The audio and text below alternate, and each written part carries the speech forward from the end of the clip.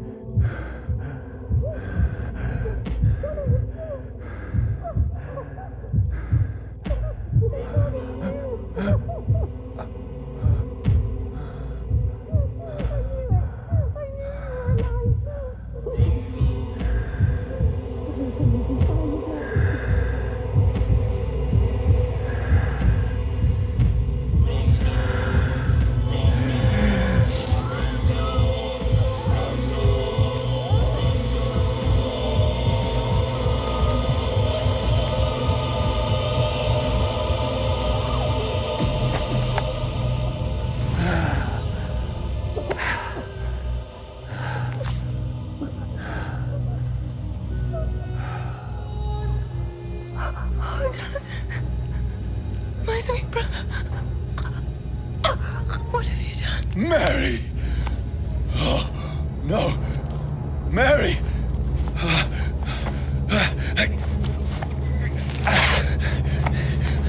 Hold on. Please, hold on. Oh, God. Oh, no. Mary. Mary.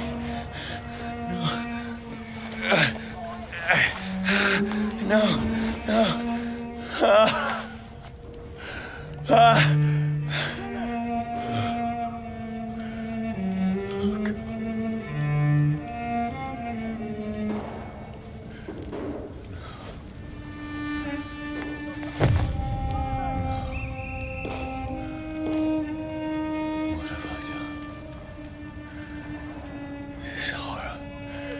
It's a nightmare.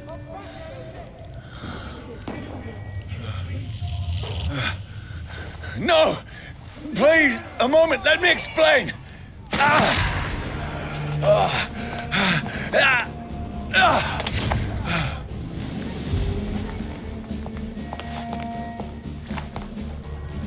These patrols are after me. No! No! Don't shoot! Now, I can defend myself. Who are you? Sorry, but you left me no choice. Who are you? Stupid beast! Sorry. No, please, stop! Who are you? What do you want?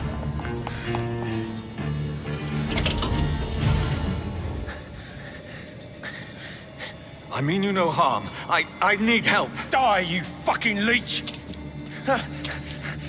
Please, listen to me. I can't make any sense of this. Shut up, beast! Who are you? What is this all about? What in God's name? I'll do the rest of the job. Just leave me.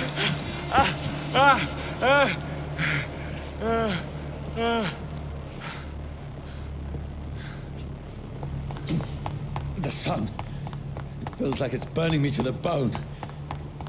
I need to find somewhere to hide.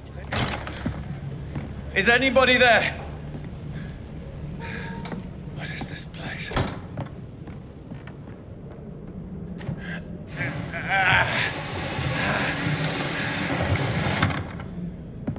The place seems abandoned. I should be safe enough here.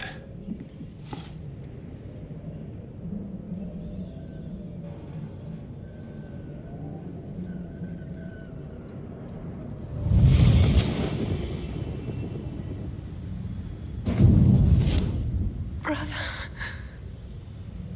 what have you done? Mary! Mary! Mary, I'm sorry. Whoever did this to us, I will find them.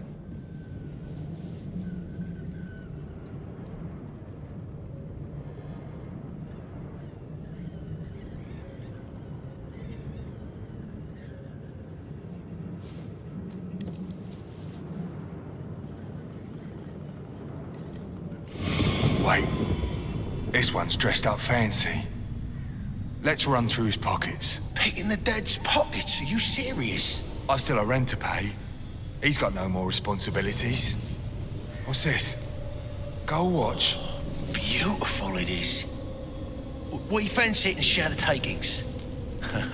I suppose we are undertakers. Now, give him an Eve.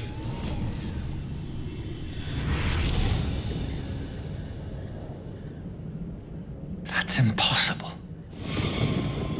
12 dreams for the Red Queen that sleeps under crown of stone, that she might linger longer, her eyes as white as snow. Who goes there? The prayer summoned by warrior song. A child born from darkness must take scent of his power. Who's there? Are you referring to me?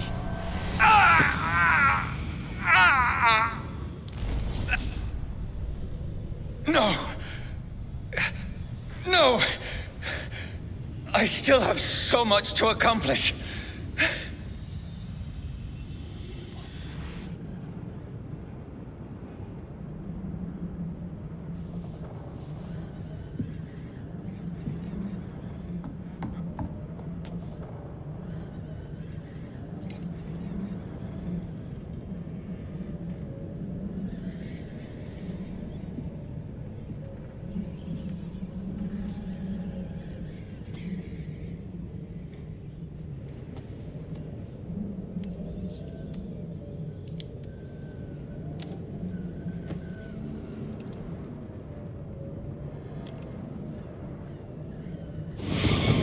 Johnny, this one's lost. We need to leave. And now! No! There's time. I can save him. That's the enemy coming! The orders are to evacuate the hospital! Done. He'll live. And now what? We fight. Killing is a hell of a lot easier than healing.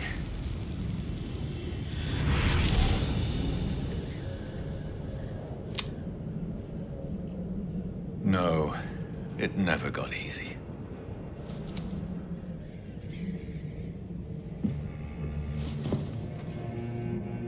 This makes no sense. None of it. No sense at all.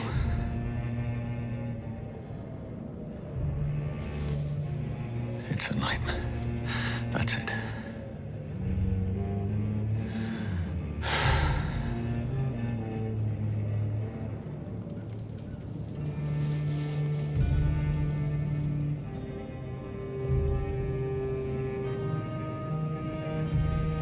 So be it.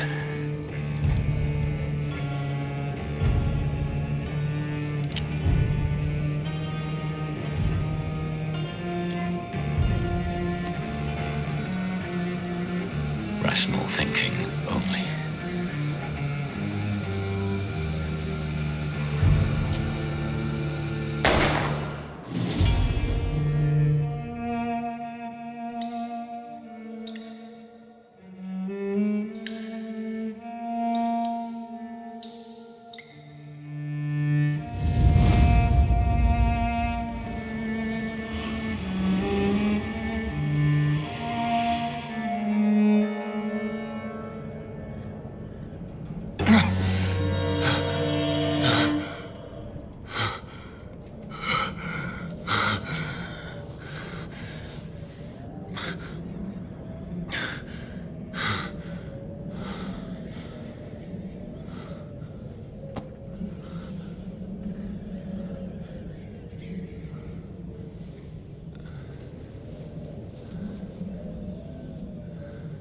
This is absolute madness.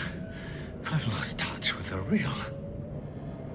Madness it is, as mad as the moon, who turns blinding sunlight into a glowing reflection.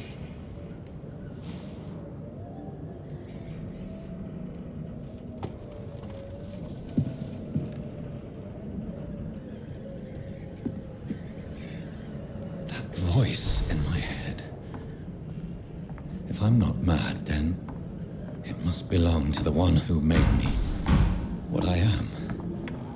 I must find him to understand what I have become. These people want me dead. I need to leave now. Here's the leech. Here!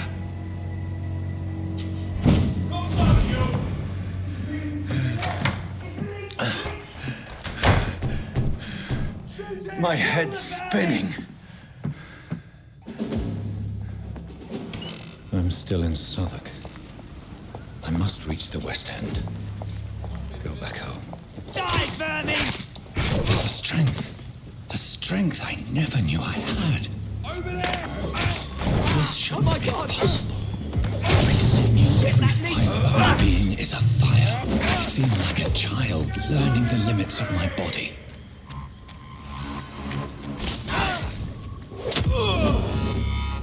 My strength, my reflexes. I'm not human anymore. My poor sister. If only I had controlled my need for blood. Mary, someone will pay for what happened to you.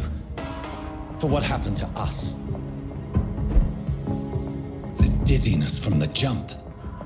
I can now control it. I've so many questions unanswered. Another corpse. Have the very streets of London become a mausoleum?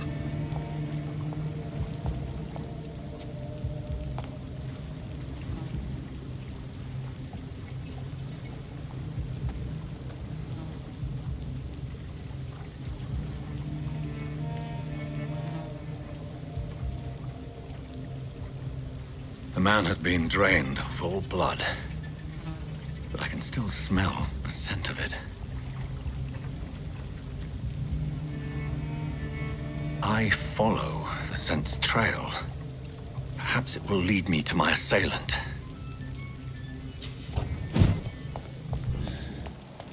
Fresh blood. Where has everyone gone? At last, a little life. Whoever he may be, the killer recently entered this bar. Maybe some of the locals saw him. No place for you. Prewed has several patrols roaming the area. They do not pursue me. But they're looking for vampires, and they're most efficient.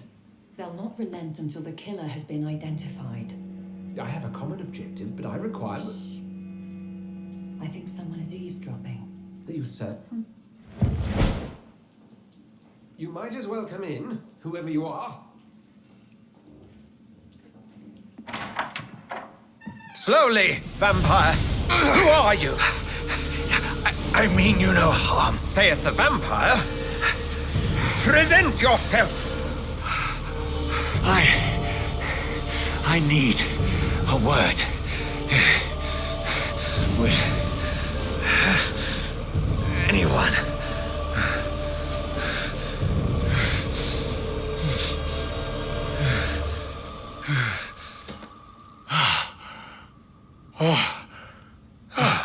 Well, that's something I can do for you.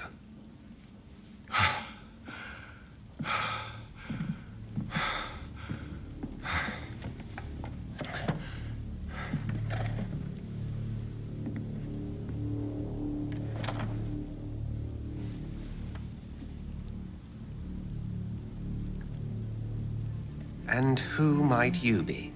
I'm not sure that I know anymore. Might I at least learn the reason of your presence? That's none of your concern. Sir, you have entered my room in the middle of the night, pale as a corpse and shaking like a tree. So please, indulge me. Someone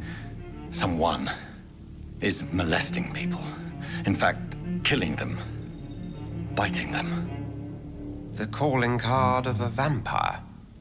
Like you. You seem the expert. How would that be? I have my secrets, as you have yours. Then if you are not a vampire, who or what are you? Dr. Edgar Swansea of the Brotherhood of St. Paul. I'm performing an independent investigation here in an attempt to understand precisely what is going on. Then help me find the culprit. I may, if you'll first tell me why you opened this door. I followed a trail. The scent of blood from a recent victim. It led me here. You thought I was your aggressor. That explains a great deal. We're both chasing the same shadow. A shadow, indeed. Yet I heard his voice in my head. There was a moment I believed I was mad. You should let me handle this affair. You've no idea what you're up against. No. I will find the monster. He is mine. How will you do any better than I? But then let me ask you this. What are your intentions if you find the killer? I will at last have the answers to my questions. Then I can only wish you good hunting. And pray we shall meet again.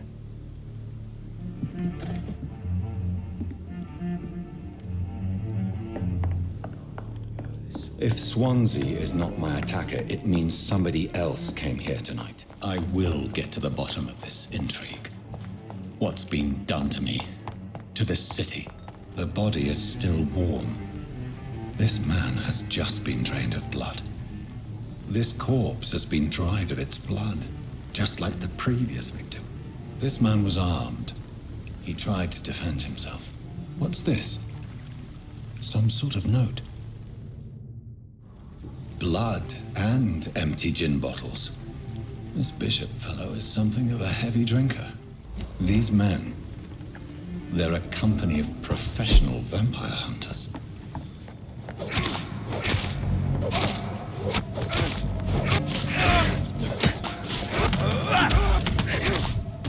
Fresh blood. The whole building reeks of it. The scent is so strong it makes me dizzy. This place reeks of bloodshed. This creature is bedeviled. I must put it down.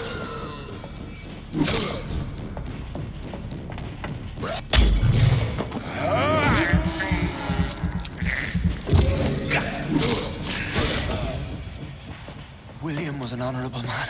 I could have saved him. Mr. Hampton, are you in there? I knew him well, another lost soul, a kindred spirit. Sir, listen to the sound of my voice. I'm a doctor. You're suffering from shock. I must return to my flock. They'll stray without me.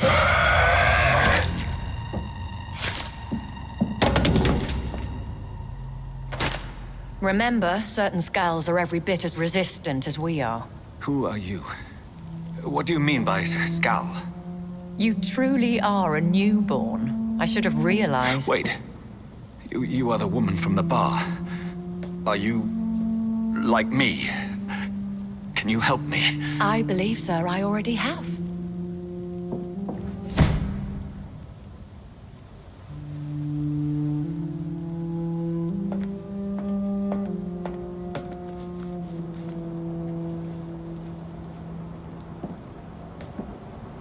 By George and the Saints, you've solved the mystery of these terrible murders. Patience, good fellows, I've come to offer help. Just give me a moment to secure my boat. We can leave this awful place. William was not the evil man they claimed. He was just taken by the thirst. He needed his drink. This man requires medical attention.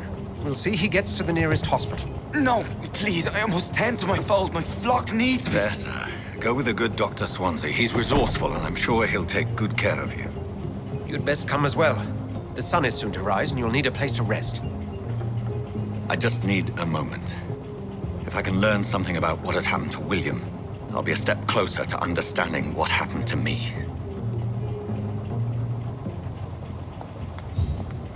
This poor creature can't be my maker. Could it be some subspecies of vampire? I must find a place to analyze the blood.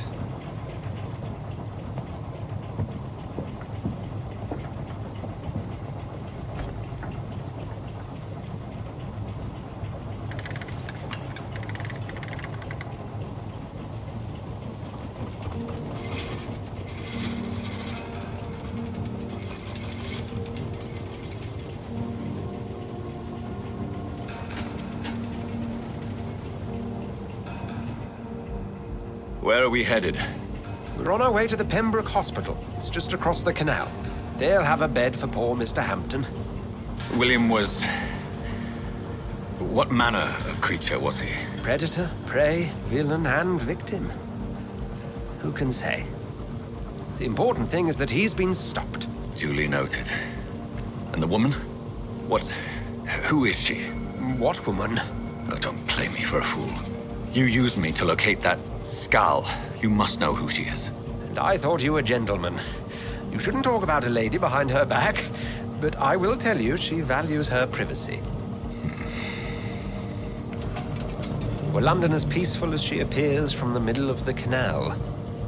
If only that were the reality of the situation. To be honest, I've always tried to avoid this part of town. Pembroke Hospital is the last bastion between the rest of London and the epidemic. The flu has decimated the East End and the war still rages. Welcome to the front lines of a plague. This is where you work, Dr. Swansea? I am the administrator of Pembroke Hospital. I thought you were here in service of your mysterious order, the Brotherhood of... Of St. Paul's Stole, yes. But first and foremost, I'm a man of science. A physician, like yourself, Dr. Reed. How do you know who I am? No need for modesty. You are Dr. Jonathan Reed. A surgeon of some caliber and renown, if I'm not mistaken. You are correct, sir. I knew it. I had my suspicions. But when you took the blood sample from the corpse of poor William, I was certain. Dr. Reed. Marvelous. Have we met?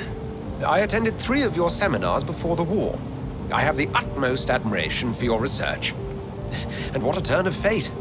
England's most esteemed blood specialist returns to London a vampire. That word, again. From a so-called man of science. I understand. Traditionally, the role of science is to refute myth, but when myth walks among us, the Brotherhood of St. Paul has dedicated its purpose to their study. There's so much for you to learn. Of that, you are right. Well, then let me be blunt. Join my staff at Pembroke Hospital. As a physician. I suspect you'll not find a better post of employment to contemplate your predicament. This is sudden. I was returning home to see my sickly mother. But alas, that was before contracting this affliction. Dr. Reed, take a moment to consider. The post would be for the night shift, providing a good explanation for your absence during daylight hours. You'll be adequately reimbursed and have a place to hide. I even had the forethought to bring some clean clothes. So, what do you say? It seems I have little choice, but yours is a generous offer, so I thank you. Brilliant! Oh, Jonathan, this is one for the book, and the beginning of a beautiful friendship.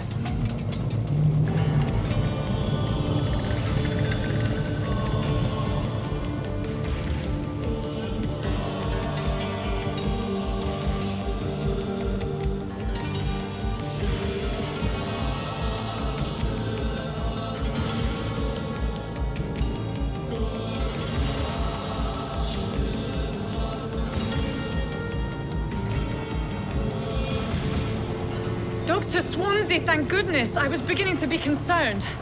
Worry no more, Nurse Crane, for I bring good news.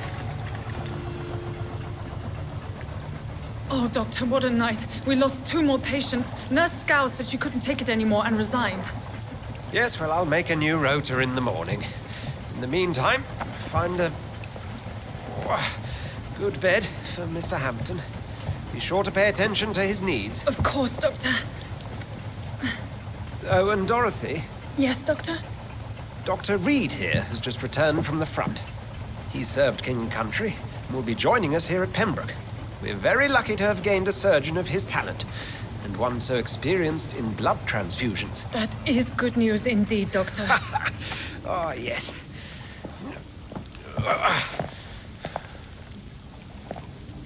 Here at Pembroke, it's not what we have, but what we haven't. It's only thanks to Nurse Crane and the staff that our ship doesn't sink. If you have any questions, just ask her. Duly noted. Thank you. Your assistance is required, Dr. Swansea, immediately. Welcome aboard, Jonathan. We'll catch up after my rounds. Coming, Nurse Crane. I'm coming.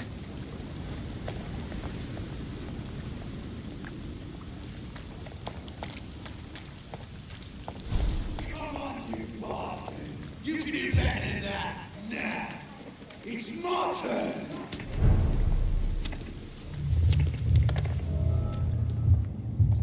Rotten or pristine, each heart contains the sweat of life. Drink at this river, try it all.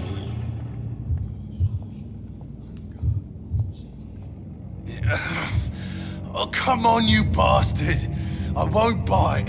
Sir, please. You've lost too much blood. Calm yourself. You think I didn't notice? Stop your staring and get me to an hospital, you arse! Insulting a good Samaritan. Not exactly the way to get rescued. All right, sorry. I am in pain here. My guts are spilling out onto the street and you're yabbering on. Yes. That's a very nasty wound you've got there. Take my word, I am a doctor. Dr. Jonathan Reed. Name's Clay Cox. I'd appreciate you helping me to a better place, Doc. Follow me, Mr. Cox. Let me assist you to that better place.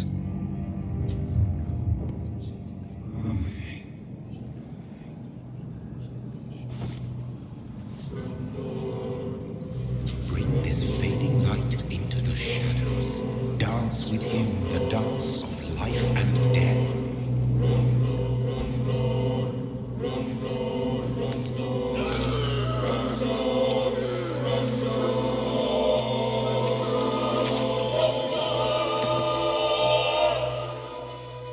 In the back, you bastard!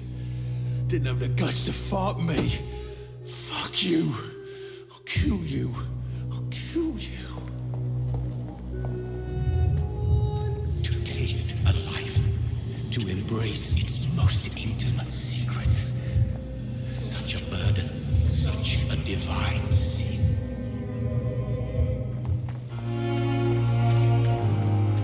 I'm not one to make waits, Doctor. I've patience to it. Doctor, where have you been? I've little time to play hide and seek with new staff members, no matter how illustrious they may be. I apologize, nurse. I needed some time to myself. This has been the longest and strangest night of my life. You delivered poor Mr. Hampton from a terrible fate. The means to that end should be of little concern, Doctor. Thank you, nurse. What can I do for you? Dr. Swansea insisted we provide you a quiet office. You'll find it on the second floor with your name on the door. Thank you. Nurse Crane, isn't it? Yes, Dorothy Crane. Welcome to Pembroke Hospital, Dr. Reed. Your office has been prepared. Thank you, Nurse Crane.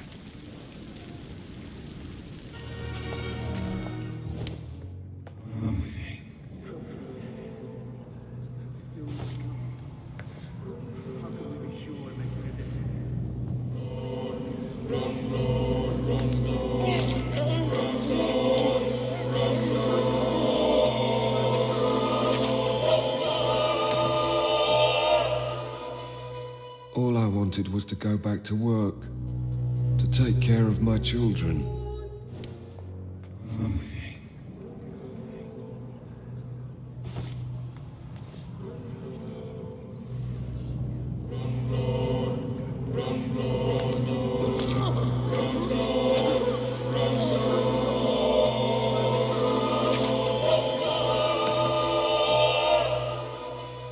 So this is how it ends. Farewell, my life, you betrayed me, good. This must be the place. It's definitely away from prying eyes. Relegated to the shadows. A kingdom of my own. At least I won't be sleeping in a coffin. William Bishop's blood is much more unstable than human blood and shows extensive mutation. But this is not what happened to me. I must keep on searching. The sun is about to rise. I can feel it. I'll continue tomorrow night. I have so much time now.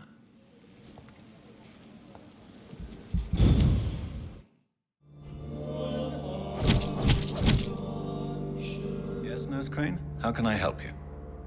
I'm so sorry. I know Dr. Swansea wanted you to rest, but we have somewhat of a crisis. A crisis, you say? Our supply of antiseptics is nearly depleted. I was hoping there was another box up here, but... What type of hospital are you running? No antiseptics? You have been away too long, Doctor. With the war and now this epidemic, supplies have been running scarce for months now. I may have a solution. In France, during the war, drugs shortage was a daily problem, and we had to use our wits to overcome the shortages. However do you mean? If combined correctly, certain household chemical products can be used in a pinch instead. Now, where's the hospital storeroom? The storeroom? Fat chance. This is the Pembroke, and space is luxury we don't have. Everything used to be stored in the old morgue. Perhaps I should look there first. Where is this morgue? It's the large building behind the hospital. You'll need to go in the back door because it's been sealed off for sanitary reasons. Take this key. It opens a small back entrance at the end of a narrow street. The abandoned morgue behind the hospital. A small door at the end of a narrow street. On my way then. Thank you, nurse.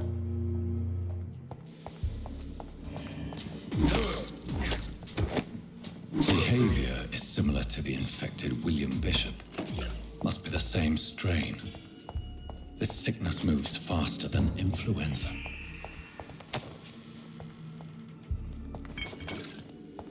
Balls of Mars, fortifiers. As popular as they are ineffective. But they do contain iron tartrate, and that might prove itself useful. These skulls feed from corpses and the husks of animals. They're not after blood.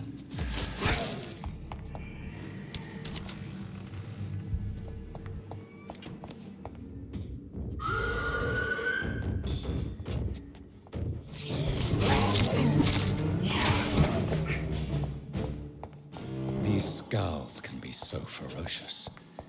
I'm not sure I can defeat them without becoming stronger.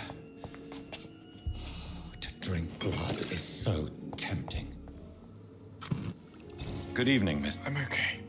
Do you need any help? I'm afraid I may, sir. I don't mean to be a burden. You are not a burden, sir. Healing you is my responsibility. And you have my gratitude for that. Please, Jonathan, come in. Fascinating, is it not? In the last decade, so many mysteries have been brought to light with our microscopes. The human body, biology's penultimate frontier. The more we explore its boundaries, the less we're able to trace a clear line between life and death. You, my friend, have a foot in both countries. The view must be vertiginous. It's at least as vertiginous as chatting about vampires with you, I would say. This must be all so new to you. This area of town, the hospital, a brand new life. How stimulating it must be. I wish I could share your enthusiasm, Dr. Swansea, but my condition defies scientific categorization. Undead? Unalive? Immortality defies logic. I cannot express my thrill at this serendipitous turn of events. The world's most eminent specialist in blood transfusions, a vampire. One might say a gift from heaven. There is an absurd poetry to my situation. Physician, heal thyself. Forgive me. I've been an admirer of your work for a long time, and now you are so much more than a brilliant physician. And please, call me Edgar.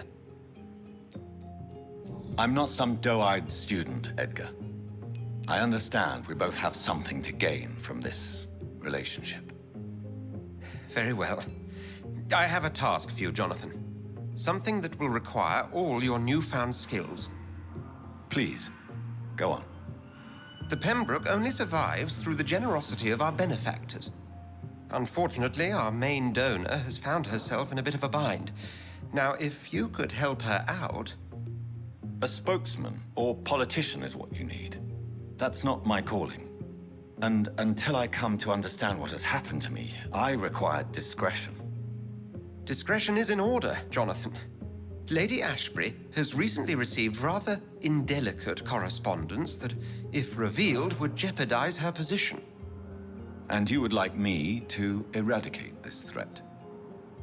By the stole, of course not. I would just like you to pay her a visit. Her ladyship is certainly near the tents outside, tending the sick. You can't miss her. Look for someone impossibly delicate. Accepted. I'll see what kind of trouble Lady Ashbury is in. The flu took my dear wife, Emily. I take comfort knowing we'll soon be together again. Mr. Rainfield, that's no way to talk.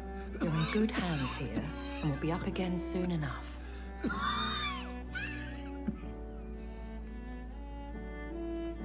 Now do me a kindness and get some sleep. I'll be back round later. Your words are kind, the blessings of an angel. You're the sweet, sweet Lady of Mercy.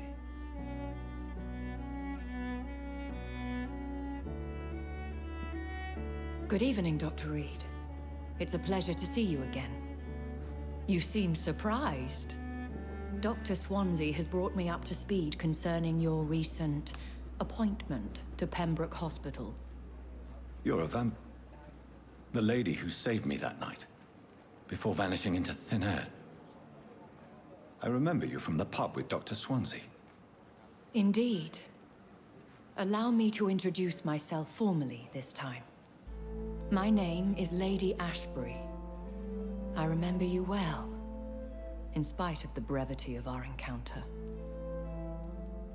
So it seems our Dr. Swansea does indeed have a fascination for creatures of our constitution. Dr. Swansea is a remarkable man. Dedicated, one might say, obstinate? He spent years compiling our bestiary. I hope you're more disposed to answer my questions now. You must have countless questions, but our rather urgent matter first. Swansea has explained. My cover, if you prefer, has been compromised. Dr. Swansea has commissioned me to be your agent in this matter. You could start by explaining what's amiss. These past insufferable weeks, I've been the victim of extortion. I've made a first payment, but the blackmailer grows greedy. I must refuse his most recent demands. Please continue. Every detail is essential. I'm your man. My embarrassment in this matter is eclipsed only by my shame at having put the hospital at risk. The threat from our anonymous scoundrel is clear. A list of dates. My visits coinciding with the dates of suspicious patient deaths due to massive blood loss. I'll take care of it. Do you know where I should start? If that was the case, I'd settle the matter myself.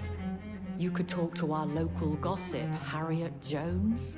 Not a pin drops here without her hearing about it. I'll meet that woman now. My life, as others know, is in your hands, Dr. Reed. I'm sure of your discretion, but I do fear your powers of persuasion will be put to the test.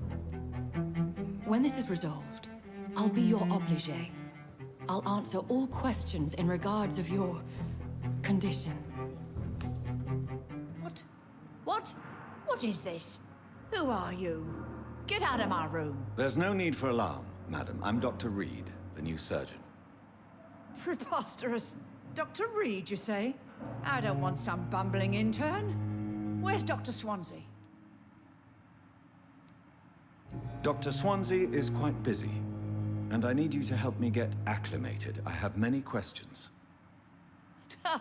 How brave. Threatening an old defenseless woman. You know how long I've been a patient here? You've picked the wrong fight. I'm Harriet Jones. Harriet Jones? Indeed.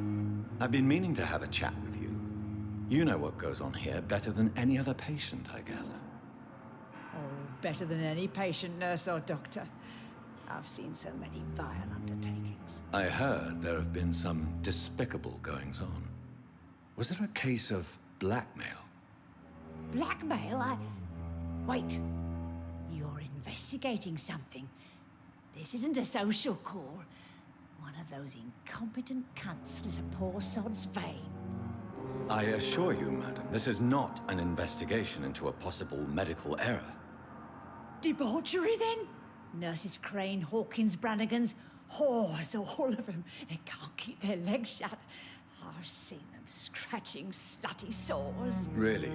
Well, if you have irrefutable proof, I'll not have the staff behaving in such a manner here. This is your business, Doctor, not mine. But I swear one of the nurses is cavorting with some man on hospital hours. Thank you for your time, Miss Jones. You've given me something to go on. See you on the next round. You're sure you don't come back with me? Nah, I have to see someone at the hospital. Be careful. You look so bad they may keep you as a patient. Fuck 'em. I don't like hospitals, or doctors. Well then, when you go back to Whitechapel, you may find this useful. What is it? A pass for a free medical exam by the best nurse available. Just read it. I don't read well, but thank you, I guess.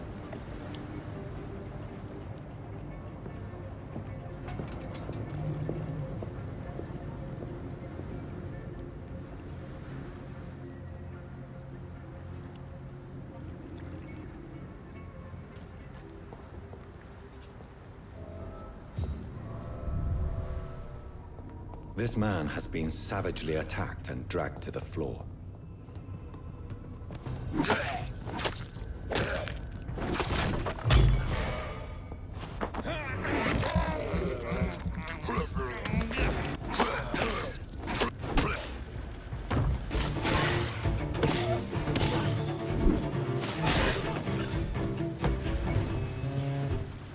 Here's what's left of him. Not a lot to check, but I should anyway. Some voucher for a free checkup in Whitechapel. What is Nurse Crane up to? I really must find her.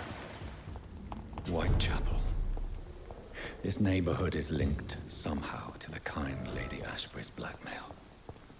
First, let's find this Petrescu fellow.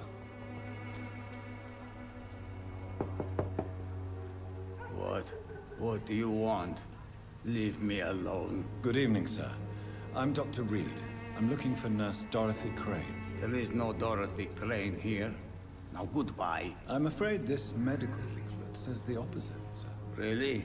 Well, I'm afraid I'm going to close this door right now. Go bother someone else, Mr. Doctor. To enter that house, I must discover who this man really is. Maybe I could start by observing what he's up to.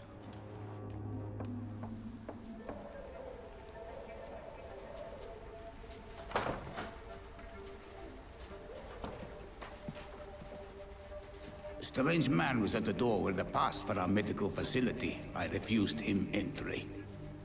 Darius, how could you know he didn't need our help? His clothes were too finely tailored to be from Whitechapel.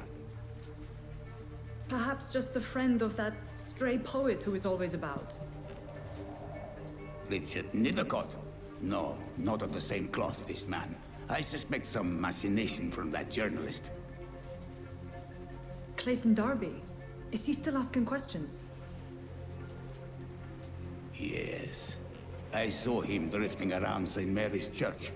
I swear he is tracking me, just downwind.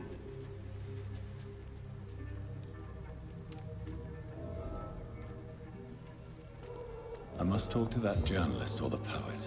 They must know about Darius. Nearby the church they just mentioned. Excuse me, sir. Are you familiar with this part of town? Name's Clayton Darby, reporter. Sorry, I'm new to Whitechapel. But perhaps you could help me since you're a journalist. My name is Jonathan Reed. Dr. Reed, the famous surgeon. I'll gladly help if I'm able, sir. I heard you're investigating an underground medical dispensary in Whitechapel. What do you know about it? Not much, I'm afraid. They are wary of strangers, and I'm not really an acquaintance of theirs. Why do you care? I'm a doctor, Mr. Darby. I care about everything involving public health and this epidemic. Are you sure you're not just concerned about the repercussions that a scandal involving a certain Nurse Crane from the Pembroke Hospital would bring? Without a doubt, you are a damn fine journalist, Mr. Darby. What do you know of her accomplice, a man named Darius? I don't know much about the man. He's very cautious, never goes out, doesn't seem to have any friends or family. He never goes out? No. A few days ago, he unexpectedly did. I followed him, but it was just a ruse to keep me away from his house. Really? How do you know? He went to the nearest mailbox, but just before posting his letter, he ripped it up and threw it away. He has no relatives at all? No, except for that strange man, a poet named Richard Nithercott, who sometimes comes by. Darius would never let him in. Where can I find this Mr. Nithercott? He spends most of his time lurking around Whitechapel, talking to himself or declaring verses. These days, you can usually find him behind the church. Good evening, sir. I'm Dr. Reed. I would like to ask you a few questions. Please be my guest. Although I may not be the best informant regarding this part of town, my words speak about that which the eyes cannot see. Really? Are you an artist of some kind? I'm a poet, sir. Richard Nithercott, at your service. May I ask you a few questions about the district? Extraordinary part of town, is it not? I'll be glad to help you, if I can. I'm looking for Dorothy Crane, a nurse who lives in this vicinity. Dorothy Crane. Oh, I love the name. The Crane of Whitechapel. Sounds very mysterious. But, sorry, no, never heard of her. What can you tell me about an old man called Darius? Darius Petrescu? Yes, I know him. At first, I thought he was only a small publisher. I invited him to publish my work, but his reaction was pretty clear. Not interested in your talent? Darius is an old political activist who takes delight in printing tracts and lampoons. Those communist activities only require mediocre writing skills. The content of Darius' letter to his children could give me more leverage to enter. Darius is a bit less of a mystery now. It should not be that difficult to incite him to let me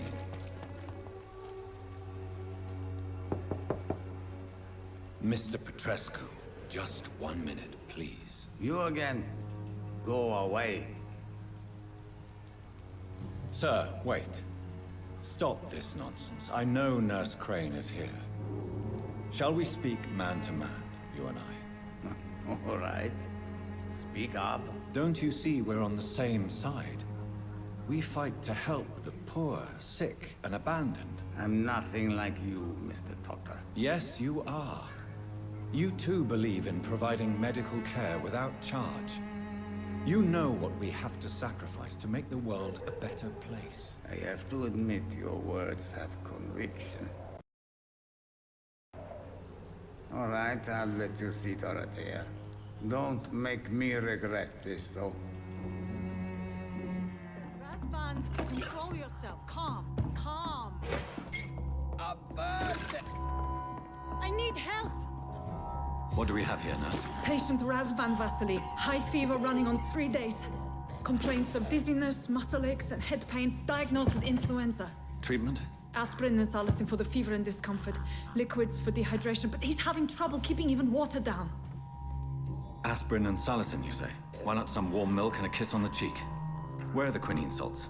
Tried buying, borrowing, even stealing. There's none to be found, Doctor. He's not convulsing, he's choking. He's not getting any air. Scalpel! Hand me that scalpel! What can I do, Doctor?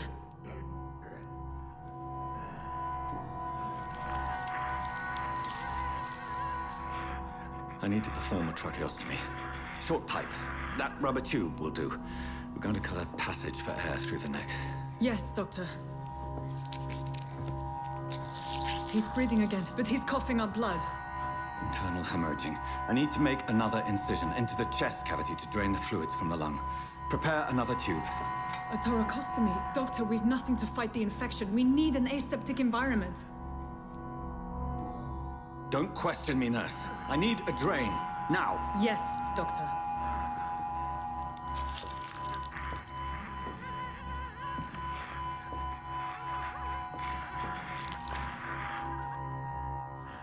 He's still bleeding, Doctor. I'm losing his pulse. The drain must have punctured the intercostal artery. There's too much blood. Are you all right, Doctor? I can't see.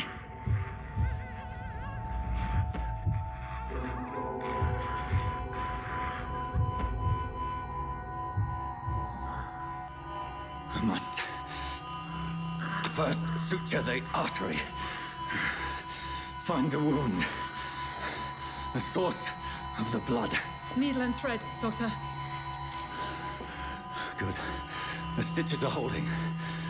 How's he doing? We're losing him. We've lost his pulse. He's dying, Doctor!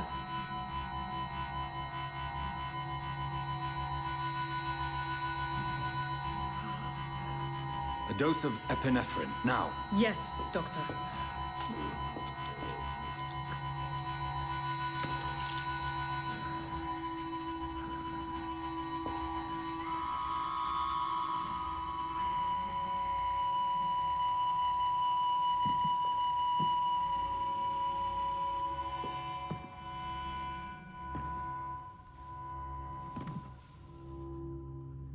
We've lost the pulse.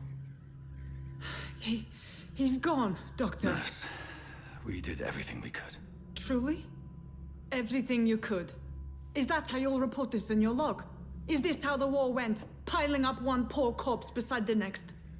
This was not an influenza-induced seizure. I've never seen symptoms like these on the continent.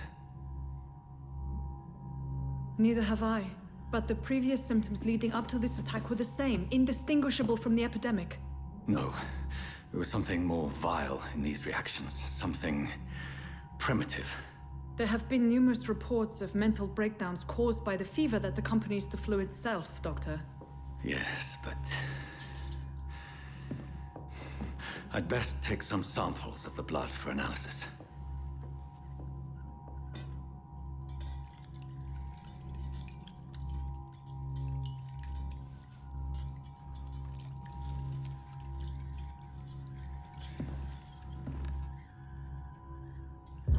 doubt you're here to test my bedside manners. I suspect it was more than intuition alone that led you to us. So, how might I be of service, Dr. Reed? I've come to put an end to this insufferable blackmailing, Dorothy. Doctor, you think your warnings scare me? I've stolen and plied, blackmailed and lied, but what else am I to do? I'm all these people have. You've convinced me of the sincerity of your actions and their noble justifications. But all the same, blackmail is a crime, and it will stop, Nurse Crane. So, are you going to turn me over to the authorities? Nurse Crane, there is no question that the work you've done here is extraordinary, but this dispensary is incapable of coping with the outbreak. It's only a question of days before the situation at hand will overwhelm us. I cannot allow it. It's my duty to put an end to this immediately.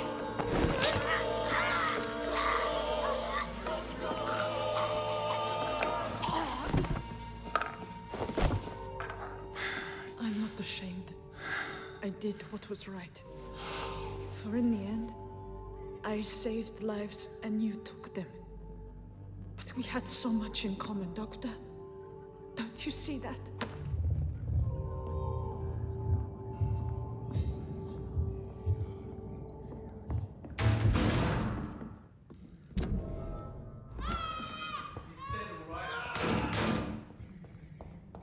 Best turn around if I... Get a weapon!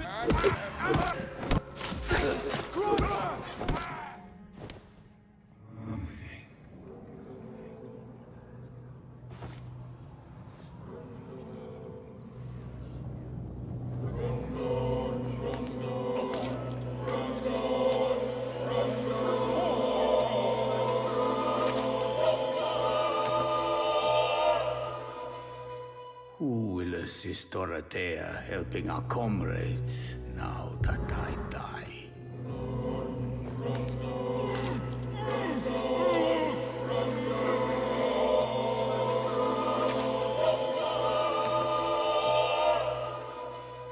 Death is so cold.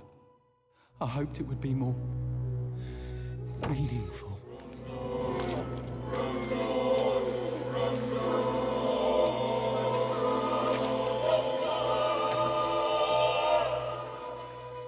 I'm not afraid anymore. I died in this trench a long time ago.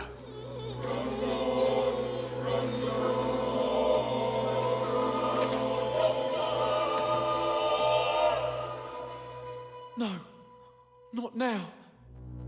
Not me, please. I'll be good. Human blood. Whoever left these marks did so deliberately. Kill it, boy! Burn it, boy!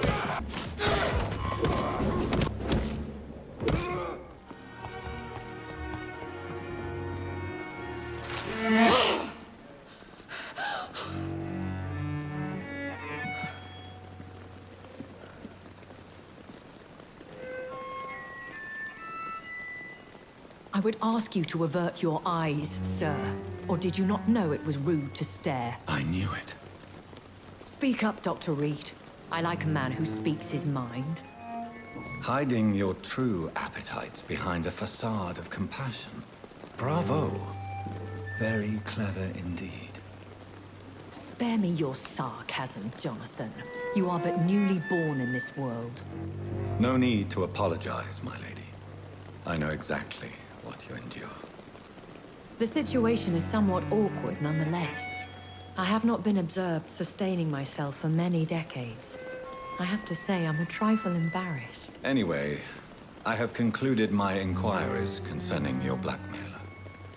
I see. Please excuse my agitated state. Under normal circumstances, I wouldn't let anyone see me in this condition. The case is closed, permanently. You will not be bothered anymore by the woman. And who was this woman? If you must know, she worked under my employ as Nurse Crane. But I'll wager that's not what will be written on her gravestone. You killed her? Is that what you consider discretion and diplomacy, Dr. Reed? I did what I thought was best. and acted accordingly. You will learn that trust is a rare and precious commodity in the Immortals world, my young doctor. And your actions have not induced me to offer you my support. I've been hearing a voice talking in my head. Is this some kind of insanity? It feels like the voice of the vampire that created me. Hush. Tell no one this. It would be unwise to talk of such things amongst British immortals. Speak no more of your maker. How could this cause offense? Only the powerful immortals can mentally call to their progeny. No vampire or hunter will sleep easy, knowing that an unidentified elder is stalking the streets of London. Are there many vampires here in London? Immortals are of a rare breed, and we often tend to hide. But you may occasionally meet some of us at night. Do you know any of them? Have you an idea of the identity of the vampire who attacked me? You mean your maker? No, Jonathan, I have no clue. But I fear he or she is as careless as cruel. To let you discover your new condition by yourself. What do you mean? Every now and then, you may discover an immortal in the deep of the night. But we are a rare and reclusive breed. Our progeny is almost never accidental. Well, for now, my lady. I must quickly analyze the blood I took from Nurse Crane's patient. Razvan Vasily was infected by Spanish flu, but also has the highly unstable blood of the Scowls. Is the London vampire epidemic transmitted through the flu? I should talk to Dr. Swansea about it. Evening, Edgar. Could I get your professional opinion? Please speak, but I have something important to tell you. This strain of flu, it's very different from the one I saw in Europe. It's downright peculiar. Really? What makes you say that? I've just looked at the blood of one of our recently deceased. I see. Do you have anything more to go on? This disease spreads and looks like the Spanish flu, but its effects differ greatly. The London strain is different from the continental one. This is very interesting. Did you find something else? Yes. Unlike the flu, the infected begin to show an increase in outwardly aggressive behavior. More than simple agitation. Once docile people become violent. You mean like rabies?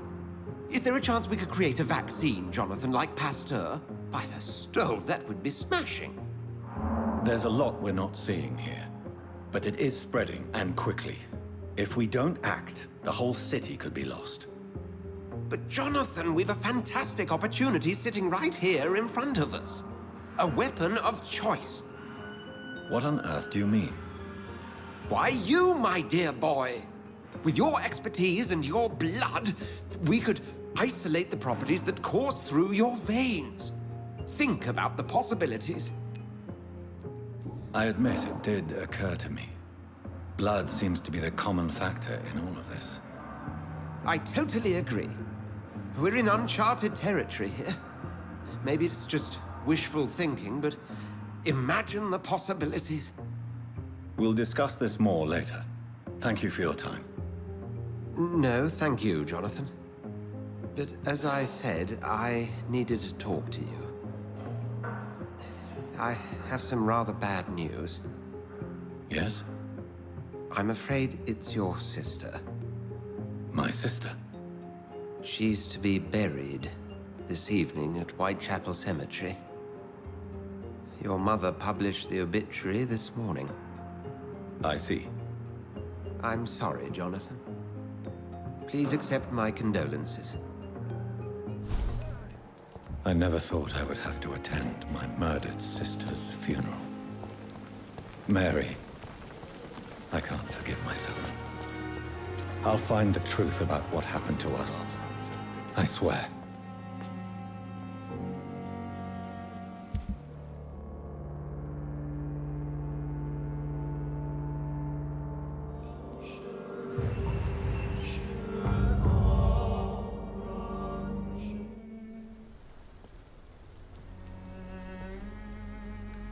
I am the resurrection and the life. He that believeth in me, though he were dead, yet shall he live. And whosoever liveth and believeth in me shall never die.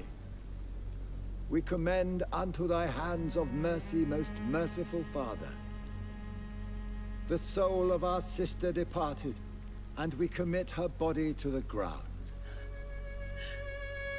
Earth to earth, ashes to ashes, dust to dust.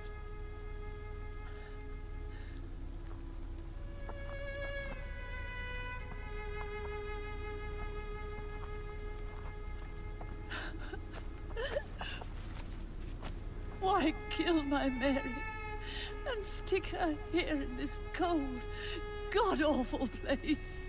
These are the legal requirements for the epidemic, madam.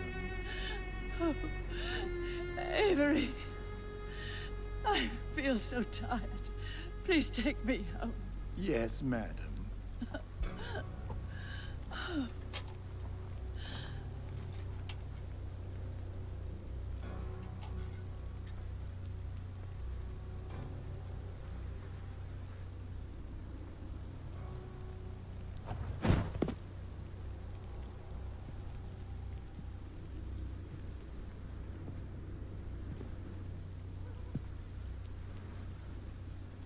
Oh, Mary. What have I done?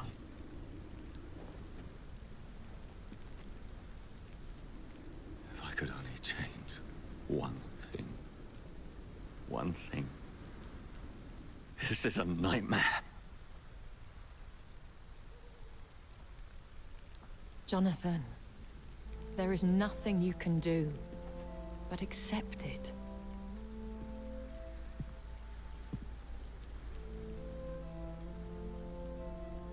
What brings you here? I thought you could use the company. I am so sorry for your loss, Jonathan. I wish the tears would come. But I'm empty. And I feel a hypocrite. Let your pain run free, Jonathan. Don't smother it. What you feel is your humanity. Don't be so quick to lose it. She had been scouring the most dangerous parts of London in search of me. And it led to her death. Jonathan, don't. I still hear her last thoughts. They echo in my head.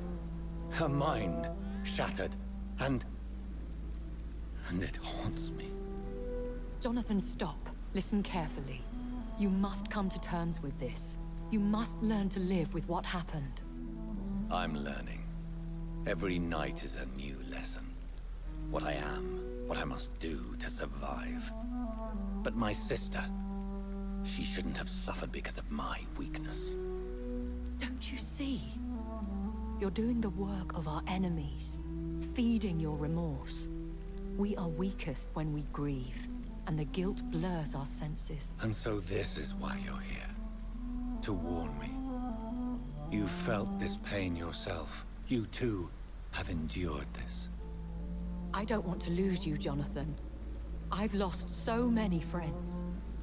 Loved ones I cherished. Pray for Mary's forgiveness, if you must. I'm not a religious man. You should know that. This is not about you forgiving yourself. This is for her. This is you telling Mary how sorry you are. What should I do then? St. Mary's Church is not far from here. Go there and make your peace. Find the solace you need. My lady wants me to confess. No, Jonathan. It's you who wants to confess, I think.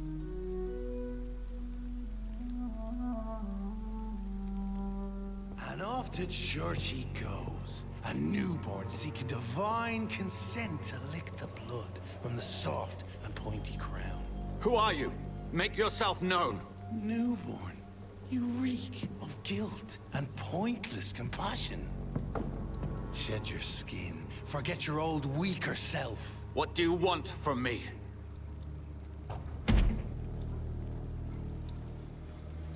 A Ascalon does not approve of lone wolves who bring unwanted eyes to our pastures. So your name is Ascalon?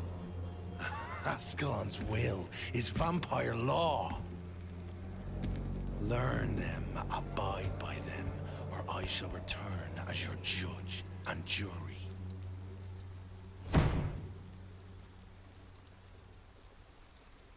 These immortals try my patience with their plans and unsolicited counsel.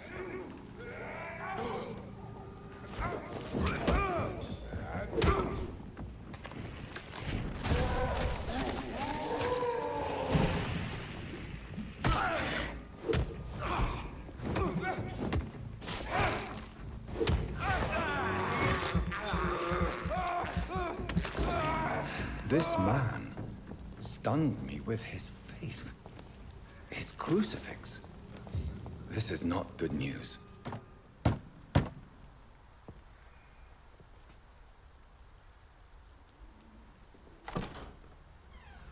Yes? What is it that you want? I'm sorry to disturb you at such a late hour. No worries, my son. I'm still quite awake, having just returned from a funeral. Yes, I know. I've forgotten what I wanted. I don't know.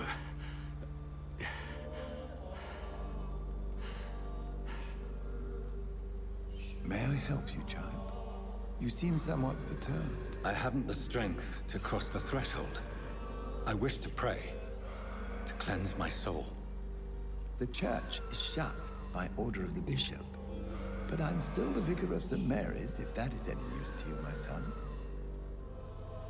You seem to me a good soul, Vicar. But this is a personal matter. There are no secrets from God, my son. If your heart needs comfort, consider me your chapel. For I can be as silent as stone. I've words for one departed. They're not for living ears to hear. Your eyes burn with rage, yet I see the pain that lies beyond. I am here to lighten the burden of all God's creatures. Whatever you tell me is between us and the Lord. Very well, priest, as you seem quite adamant. Open your heart, my son. Tell me what burdens you. With whom do you wish to speak? Just know, I cared for her. You seem so troubled by the loss of this girl. What happened to her? She was murdered. I see. And how are you feeling, my son? I feel responsible. The pain is consuming me. I have a final question for you, my son. This is of the utmost importance. Ask your question, Vicar. What would you like her to know? I killed you. There's no excuse. My dear Mary, forgive me. You have been heard, my son, and your burden will lighten if your words are sincere. Go in peace now, and live your life in the way she would have wanted.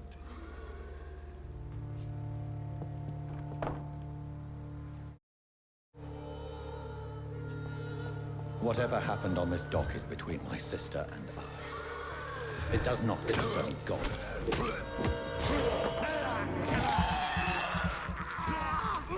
No! No! I shall stop! It's too strong!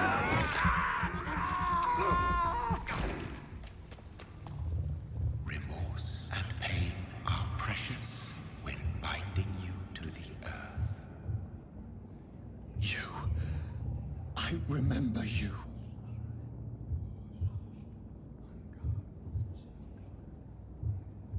Fear be gone. I would harm no child of my making. This is your doing. You made me. Made me this creature. What are you? I am the land. You are our champion. Tell me what you are. I am the whitened bones and blackened soil. The land made blood coursing through thy veins. What is it you seek? This age is sickly. An ancient poison, an older rage, brewed in a cauldron newly forged. This has something to do with the epidemic. Seek truth, my champion. Defeat the serpent of knowing with iron spur.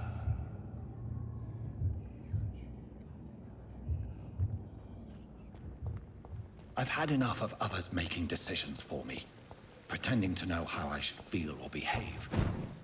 Good evening, Nurse Brannigan. Good evening, Doctor. What can you tell me about the recent events in the hospital? That Mr. Hampton killed Miss Jones in her room, then ran away. And did you see all this? No. I was working by the tents when it all happened.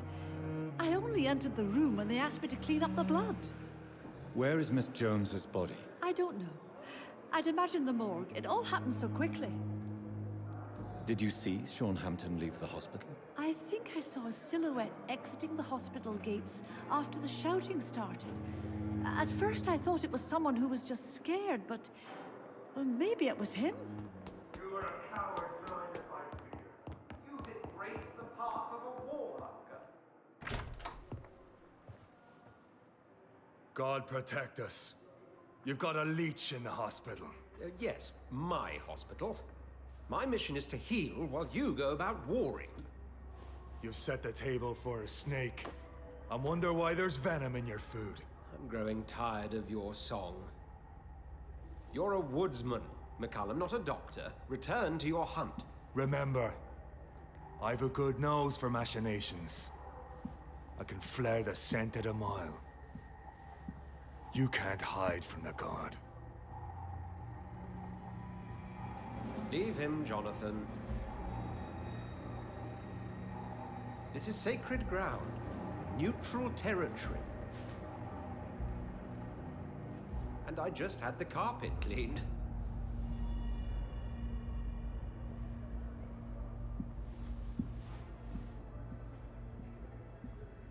By the sacred stole, this is very bad news. Bad news indeed. What happened? The hospital has been attacked. We have injured patients, at least one dead and several missing. This has spiraled out of control. Even the most infirm are asking to be allowed to return home. We cannot have the people lose faith in this institution. This hospital is their only hope. Of course, you're right. But we cannot afford a public scandal. It would ruin us. We must restore order, and quickly. You mentioned a dead patient. Who is he? She, Jonathan. She was Miss Harriet Jones. I found her room like a slaughterhouse. Blood everywhere. The duty nurse is taking care of the mess. Very well. I'll help you. Jonathan, please. I can't rely on anyone else. And this concerns you as it involves vampires. Someone has taken advantage of our more liberal tendencies here. In what way? Jonathan, I may turn my head when you or her ladyship indulge, but I will not allow this place to become a nest for street feeders. Please then, tell me. Sean Hampton, the man we thought we'd saved at the docks. It seems he was infected after all. So Hampton became more beast than man? Exactly. And now Guard of Prewen suspects the hospital of vampire activity. Do you realize what that could mean for us? Do you really believe they would come for us here? In such a public venue? McCallum is a fanatic. The Guard will stop at nothing. You don't know what they're capable of, Jonathan. Very well. Since I brought Mr. Hampton here, I will put an end to this.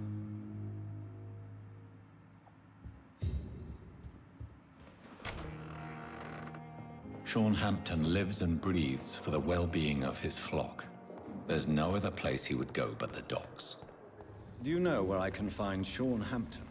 I need to talk to him. The sad saint. Why on earth do you want to talk to him? He was one of my patients at the Pembroke Hospital. Oh, yeah. I heard the poor bastard had been abducted by some cunt. You better ask Tom Watts. He knows Sean Hampton. Good evening, Tom. Good evening, sir. How are you tonight? Back to the docks, are we? You remember me then? Of course I do. You're that man who seemed so lost when he entered my bar a few nights ago. Thank you for your hospitality. I'm Jonathan Reed, by the way. I'm still Tom Watts. Welcome back, Doctor. Tom, I need to find Sean Hampton as quickly as possible. I've been told you could help me. I heard the sad saint was recovering at Pembroke Hospital. Did he leave or something? The important thing is I find him. Quickly. Why not try his night asylum? He takes care of those who need a meal or a roof there. Where is it? It's in an old warehouse, northwest of here. Just follow the bank to the west and go north when you reach the end of the pier. Seems like the guard at Freeman is on Sean Hampton's trail, too.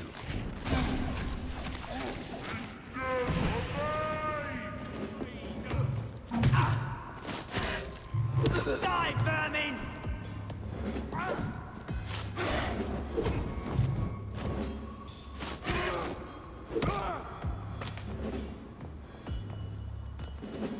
The wounds on this corpse are deep, the result of rabid rage. If this is Sean's doing, he's become a murderous beast. Why the long face, Doctor? It looks like we both have changed a lot.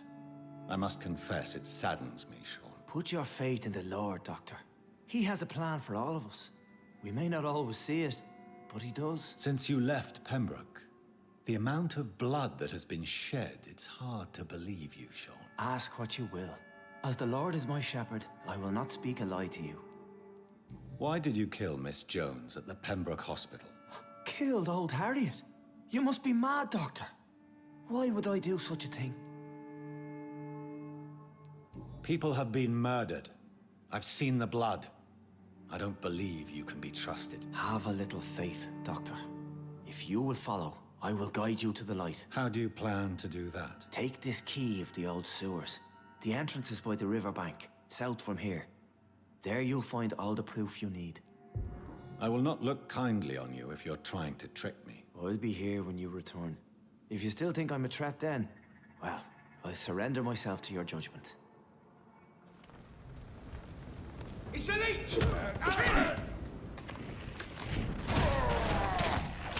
We have to stop it! It's not human!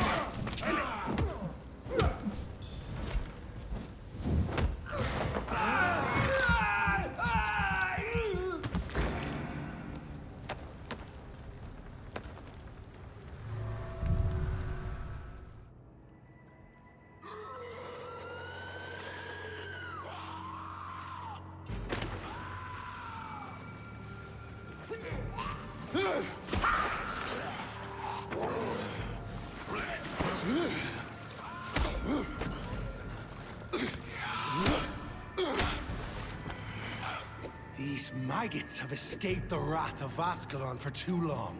It is time to purge the sewers of their filth. You again. The one they call the sewer dog. Hold your tongue, newborn, or I'll crush you like a maggot. You've let the beast consume you. Finally, a touch of lucidity.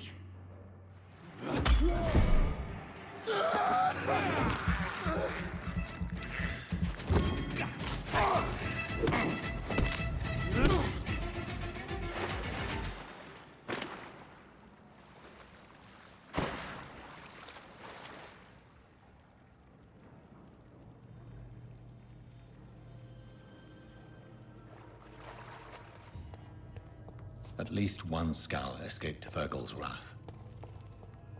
The poor creature is bleeding to death. He cannot be far. How could he have made it this far? There's blood everywhere.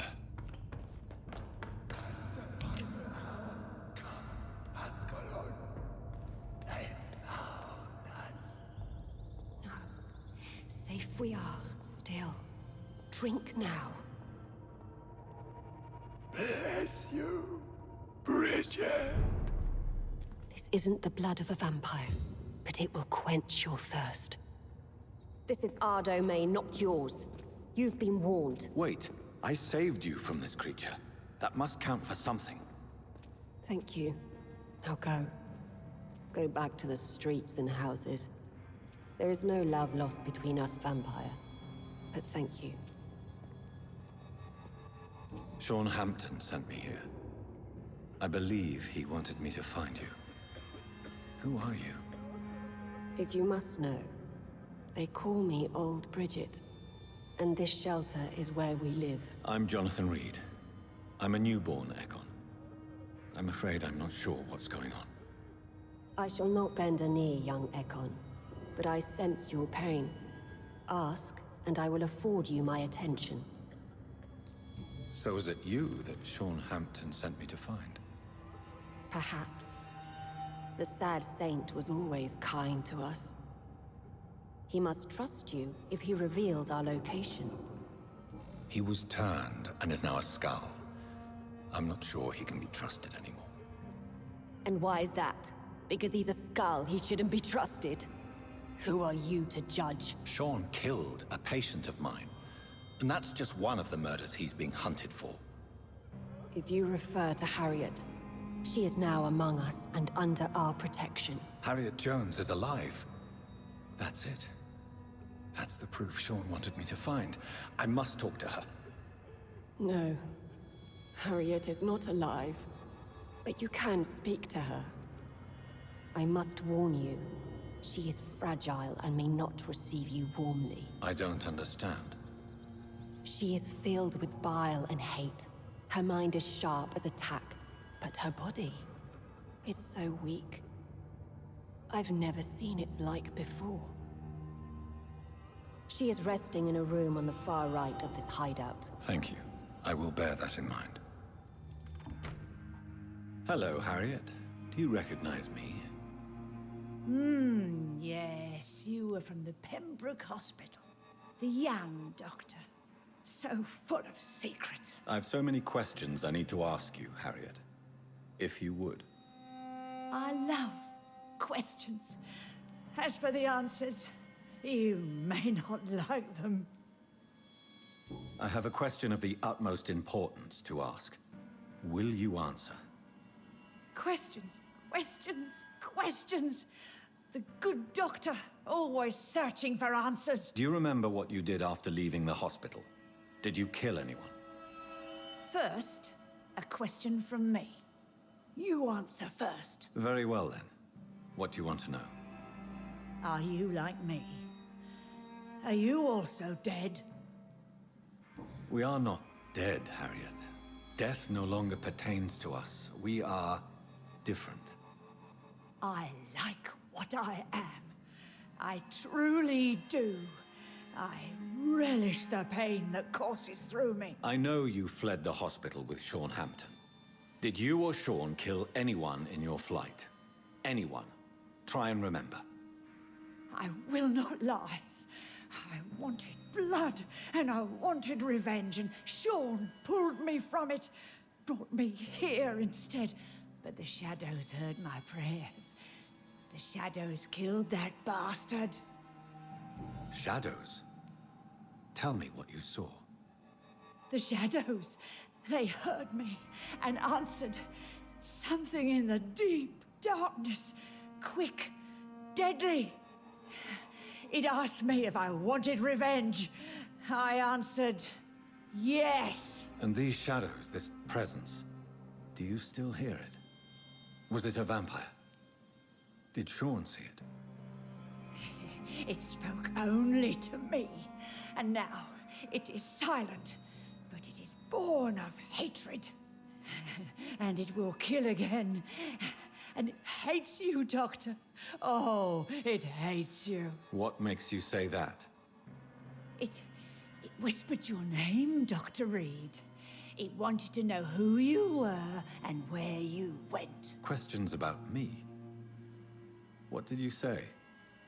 Nothing, Doctor. I said nothing.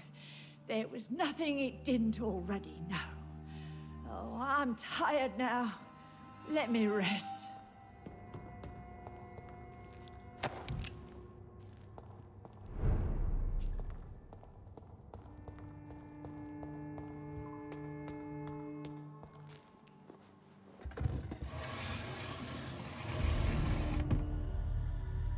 Welcome back, Dr. Reed. Would you like to take communion with me now? Sean, are you eating raw flesh? It is the sacred flesh of the mortal lamb. Our Lord's bountiful transmutation for the sustenance of his believers.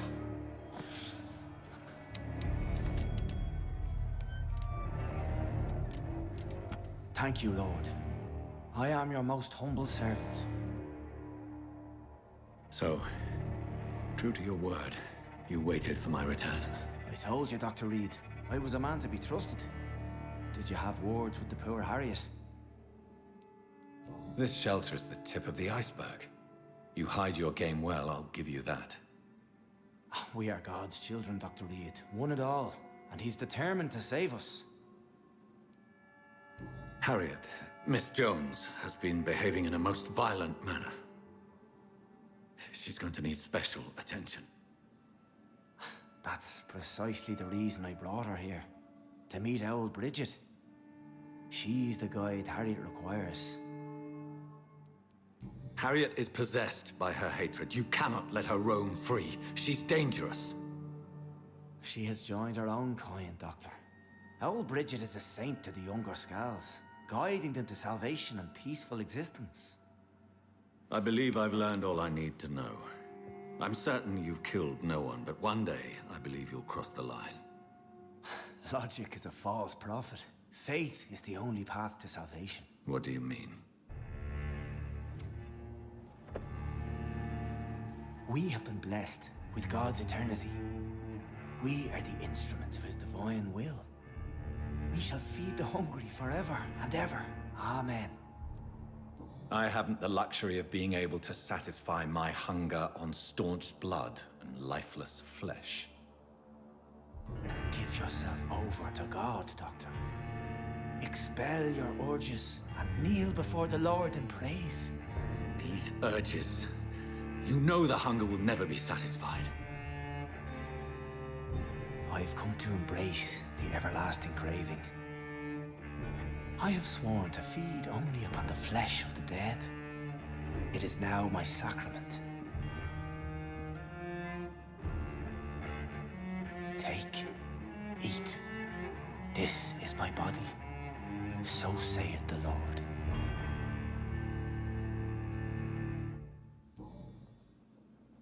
I really would like to believe your fairy tale.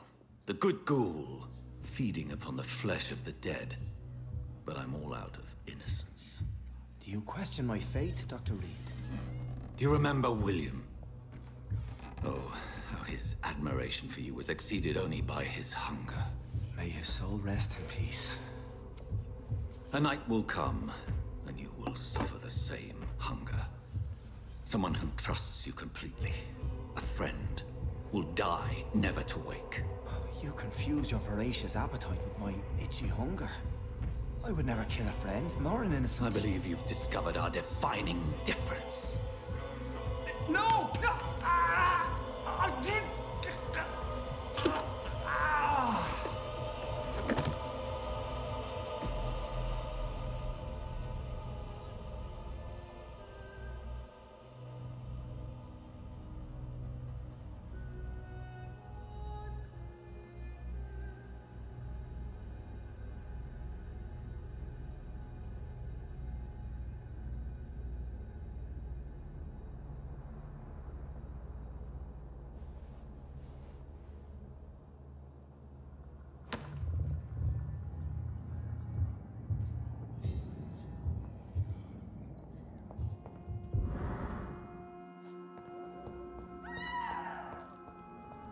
Another corpse thrown in the streets.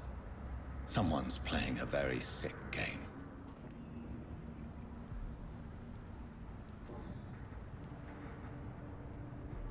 I know this brooch. This is my mother's. A birthday gift from father.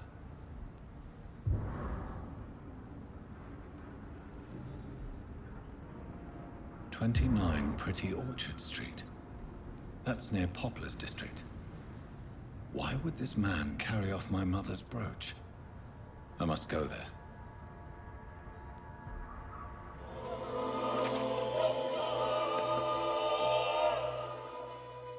My poor sister. What will happen to her now that I'm gone? Giselle, I'm so sorry.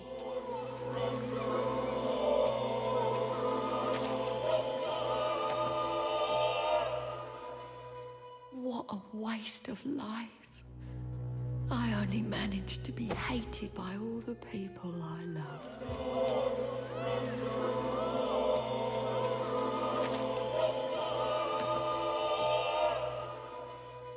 Jack, my son, he got killed. I remember all my life. Oh, the joy, the love. What a life. Thank you.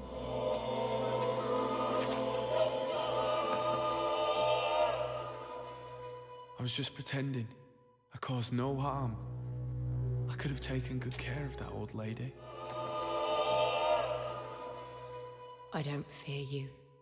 You did not defeat me. I was Sabrina Cavendish. I did not surrender.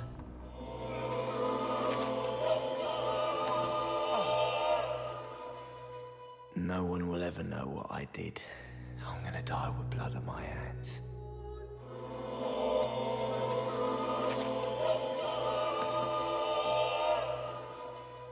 My pub, Sabrina, my friends. What will they become without me? If only I could tell her, tell them. Too late, too late. 29 Pretty Orchard Street. This is it. What's in there for me? There's been a fight here. Where does this blood trail lead?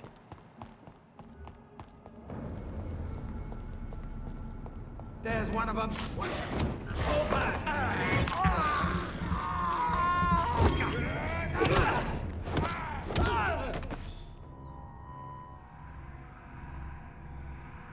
Only a golden watch in her pockets.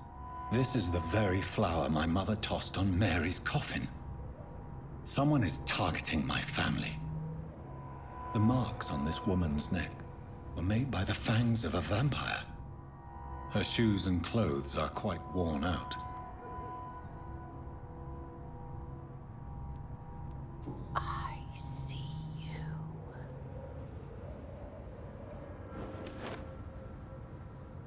Right then. It's a sick game. But given no choice in the matter, I might as well win it. Jonathan. What was that?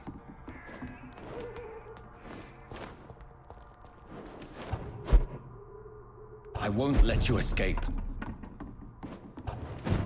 You're very fast, but I'll catch you.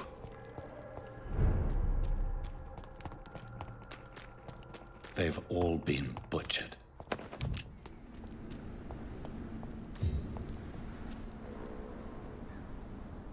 You! What have you done?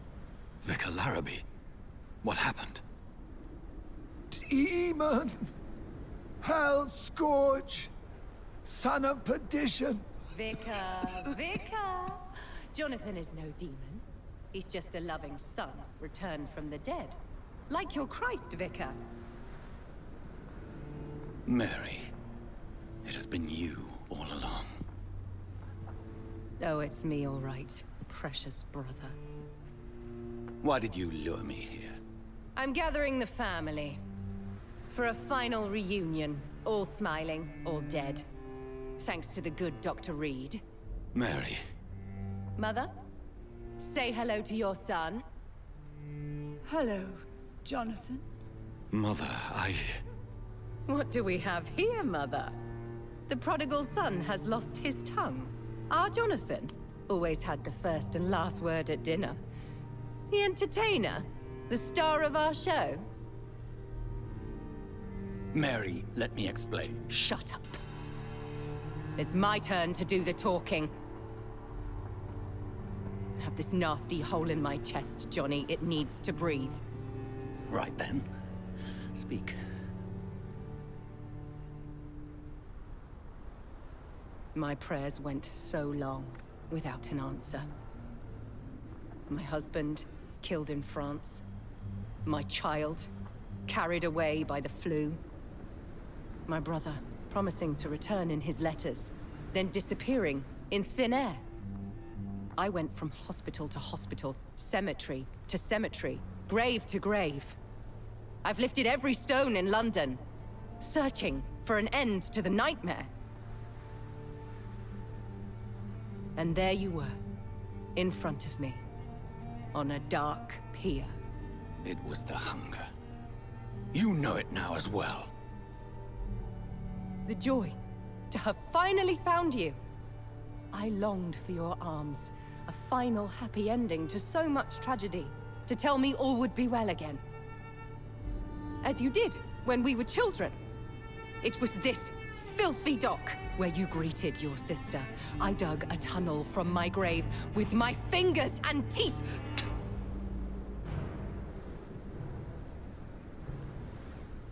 Mary. I had taken your life before I realized it was you. I tried to kill myself. But you failed in your attempt. We cannot die, can we? We are a plague. I've watched you, Jonathan. You pull the strings and sever them. I've done what I had to do. I did not choose this fate. But I will have my answers. Ugh. There are no answers, Doctor. There's nothing left but pain and lies and treachery. Mary, wait! Time to go, Mother. Give my regards to my son. No! No! No!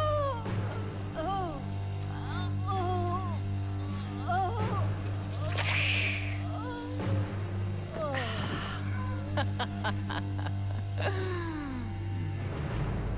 This is what I do to those I cherish. Can you imagine what I've in mind for you? I'll destroy you! Finally, we hear the truth! Dr. Reed, admit it. You're a monster who takes joy in killing, who relishes the chase, the secrecy of it all. I'm still a scientist. I shall find a cure for this madness. You lie to yourself. Confess your sins. Over the slaughtered corpse of our mother! Are those tears, brother dear? Your heart still bleeds with emotion. My dead heart has dried. You are mad. Oh, so that's what I am, Doctor. Mad? I was beginning to wonder. I've been hearing voices, one in particular. That of my dead brother. This is the reason I must kill you. Not for your betrayal. Not for our poisonous kiss. Not even for the lies you tell yourself. No. It's so that smooth and wicked voice will stop ringing in my head. I cannot let you kill again, Mary.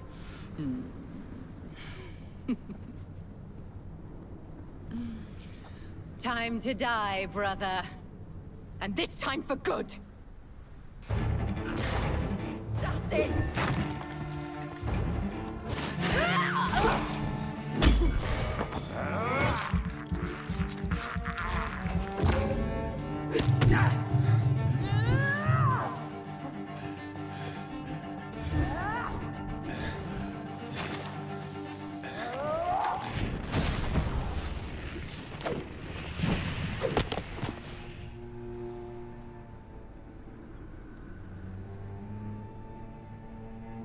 Well, brother, it's time to bring this conversation to an end.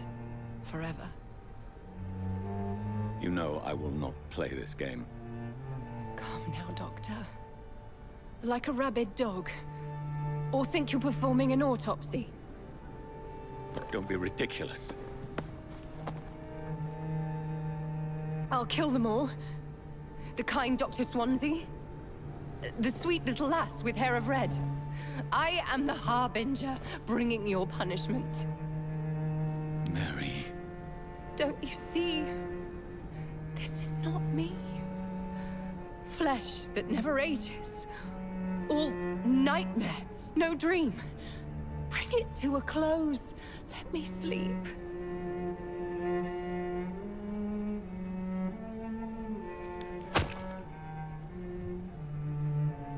I will find a cure, Mary.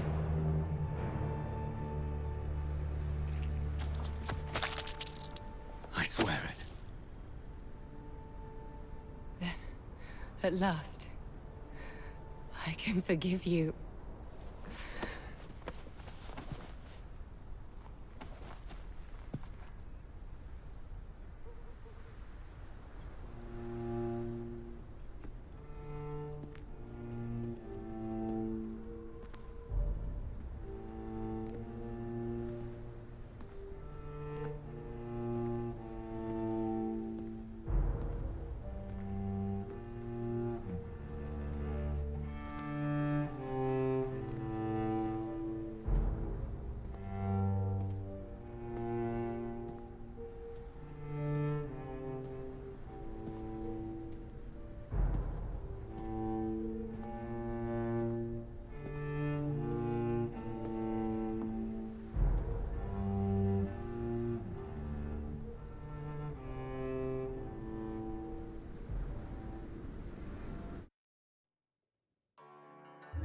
Blood. As I shed one last red tear for my fallen sister, I realize the entire world now revolves around this singular word. The epidemic that has stricken London is not the Spanish flu. It is transmitted through the blood via violent biting, turning survivors into frenzied immortals. I am Dr. Jonathan Reed. I am a vampire, born anew into an age of death and pestilence. While plotting factions close in around me, I am sworn to find the source of this epidemic. I am convinced greater perils are still to come. I know the answers I seek are hiding in our blood.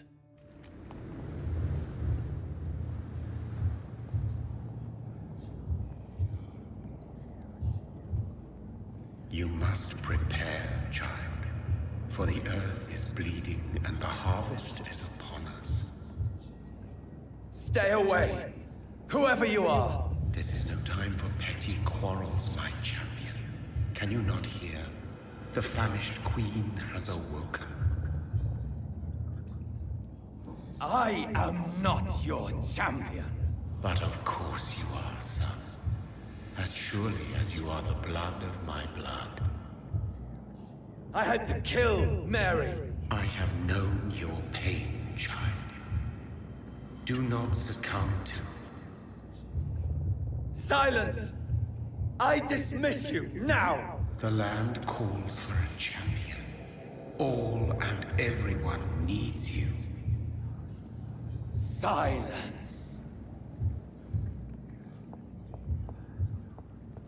I'm tired of all these puppet shows.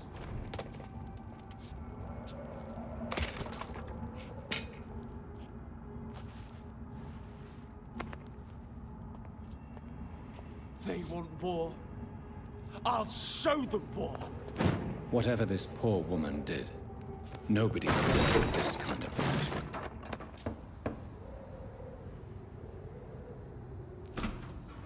Dr. Reed, welcome. How are you? As good as one can be, considering the circumstances. Yes. Death and affliction seem prevailing themes of late. Please, come in. We have much to discuss. I hope I haven't disturbed you. Not at all. Actually, I was counting on you visiting me tonight. How strange, this painting. Beautiful, melancholic, yet with a haunting dignity. Indeed.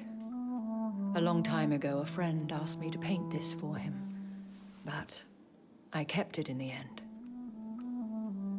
I did not know you were a painter, my lady. There are many things you do not know about me, young Ekon. Why do you continue to mock me? Please excuse my behavior, Jonathan. I tend to tease my friends when uneasy. What is bothering you, my lady? Your letter was quite alarming. We will talk about this in a few minutes. For now, I would like you to tell me about yourself. How have you been since we last met, my friend? I came to the conclusion that my maker, whoever he might be, must be a powerful vampire. Certainly extremely old. How have you reached this conclusion? He is the only immortal I've seen appear in an ethereal form. His voice, his words seemed ancient. It was disturbing. I am afraid you are right. The simple fact that your blood made Mary such a strong Ekon proves that you must be of ancient lineage.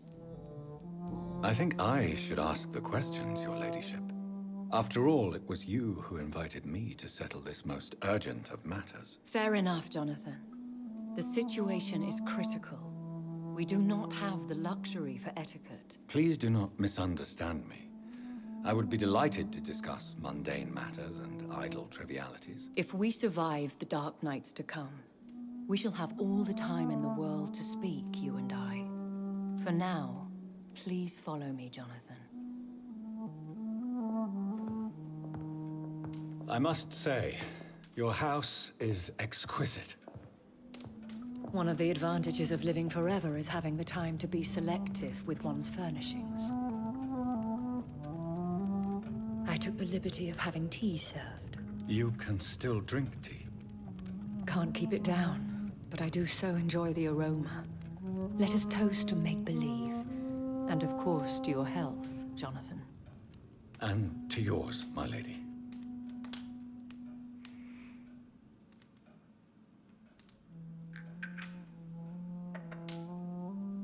Please, call me Elizabeth. So, my lady, why, truly, did you invite me here? I've been asked to deliver an official invitation to meet the Ascalon Club. They have done nothing but impede my investigation since I became known to them.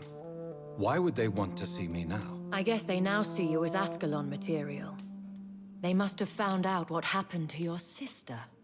Proof of the potent blood flowing through your veins. I'm not sure I can accept their invitation. I have seen their handiwork. How Fergal the Beast imposed the club's law. You have no choice, Jonathan. Even I would not openly defy Lord Redgrave, the chairman of the Ascalon Club. If you are convinced I must meet him, I will heed your advice. Thank you, Jonathan. I understand your reluctance to brush shoulders with London's vampire elite. But we have no choice. Is the situation that critical? Yes. The Guard of Prewen has called for a second great hunt of our kind. And they will stop at nothing to eliminate us. You should flee then. Leave London, the country even. I have seen the Guard in action. They are merciless. Your concern warms my heart, Jonathan. But fear not. If the situation gets too dangerous, I shall retreat to my secret Scottish manor. I could hide you in my luggage, if you wish. Thank you for the offer. I shall keep it in mind, but I have much to do here. There is a question I must ask you. Could Lord Redgrave be my maker? I doubt it. If Lord Redgrave had made you his progeny, he would not have seemed so surprised when you demonstrated the strength of your lineage. One day soon, I will have to find the answer to this mystery. And I shall help you in your research, I promise. For now, you must go to the Ascalon Club and play their game. Will I see you again at the Pembroke Hospital? No, you will find me here if you need me. I shall conduct inquiries alone, and we can then share our discoveries. I want to thank you for all your support and your help, my lady. Could you do me a last great favor and call me Elizabeth? I should be honored, my lady. Then it is settled. Finally, some good news in these dark hours. Thank you. I appreciate the advice. I had best prepare myself to meet this Lord Redgrave now. How thrilling to meet the Earl of Bristol in the flesh, so to speak. Something tells me you're not very keen on the man. Don't get me wrong. The gentlemen of the Ascalon Club are honorable, but their attitude and opinions are somewhat antiquated. I see. As long as they deny access to female applicants, I will leave them to their antediluvian considerations as to the natural order of things. Jonathan, promise me you'll be careful. Of course. But why the fear in your voice? Look at me, Jonathan. I am. I mean, really look at me, young Ekon.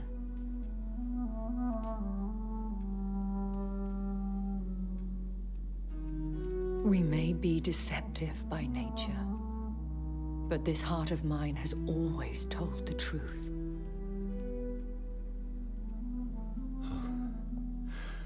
Elizabeth. Go, my friend. But come back to me soon.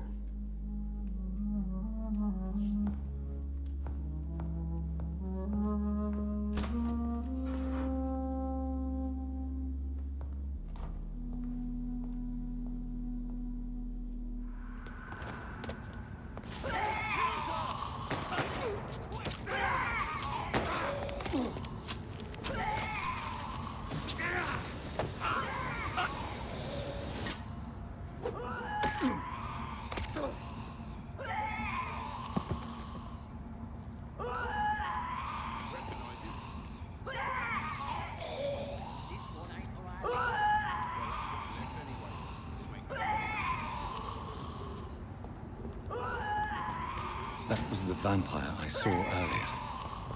This war takes no prisoners. The West End.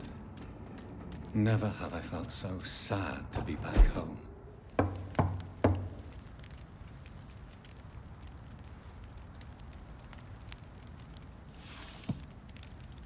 Do you know where you are standing right now? In front of the Ascalon Club, I presume.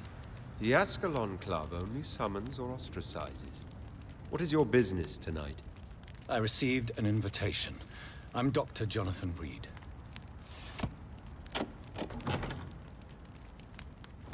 Welcome to the Ascalon Club, then, Dr. Reed. Please proceed. Lord Redgrave is waiting on you upstairs.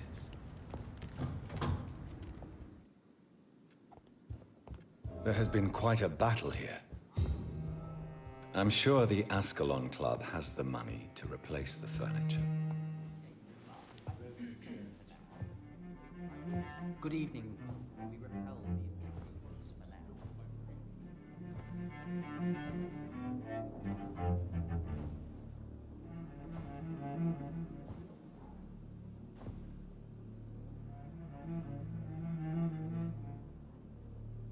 My good friends, if I may have your attention. Behold our visitor, the good Dr. Reed. Newborn of blood so pure and strong that even my friend Fergal Bansher was no match for him. Hear, hear, hear! Come forward, young Ekon, for we have so much to discuss. Welcome to the Ascalon Club, Dr. Reed. I am Lord Redgrave, Earl of Bristol and chairman of this exclusive association. Lord Redgrave. At last we meet.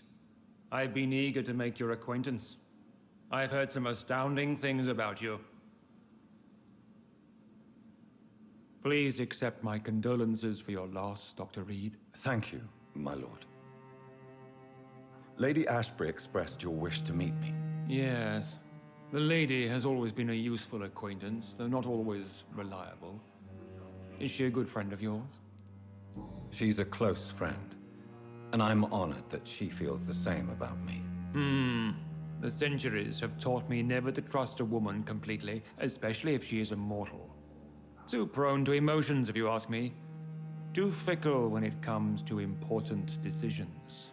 My lord, do not expect me to speak ill of Lady Ashbury. Of course not, and I praise your loyalty. Would you offer the same fidelity to the Empire? What do you mean? I speak of the Skull Plague that threatens London and the country. You have been on the front line in the East End, but the time has come to open up a second front here. The epidemic has escaped the quarantine. You have new cases of the outbreak. We don't know for certain, but we cannot allow the disease to threaten the prominent heads of Great Britain. Why are you suddenly so friendly? The last time I met one of yours, he tried to kill me. Are you referring to Fergal? He was the most useful of servants, but he was just a servant.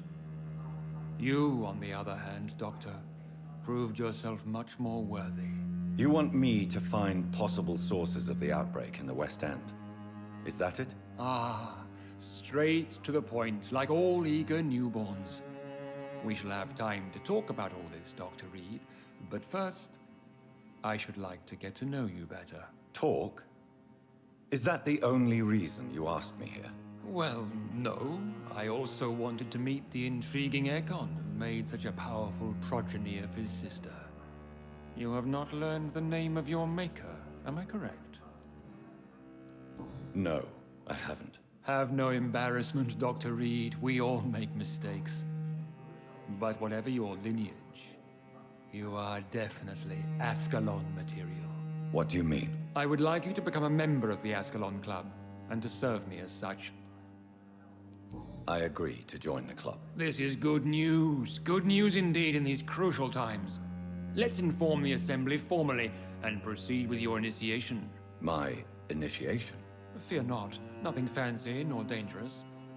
It is just that we, the members of Ascalon, believe that tradition and custom are the backbone of this country.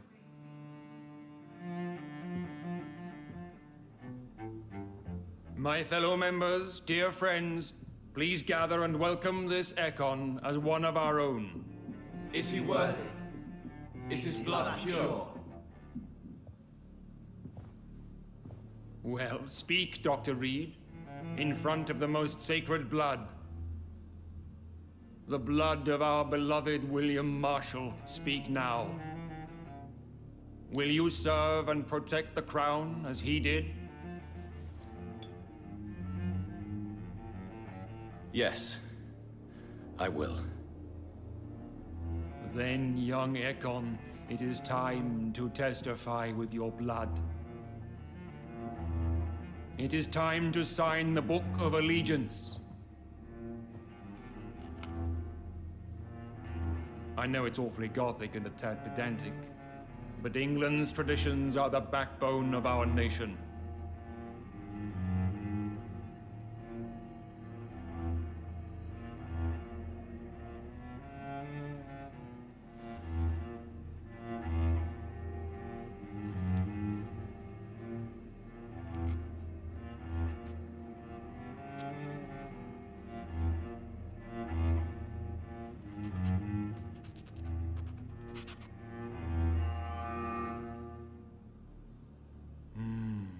Delightful.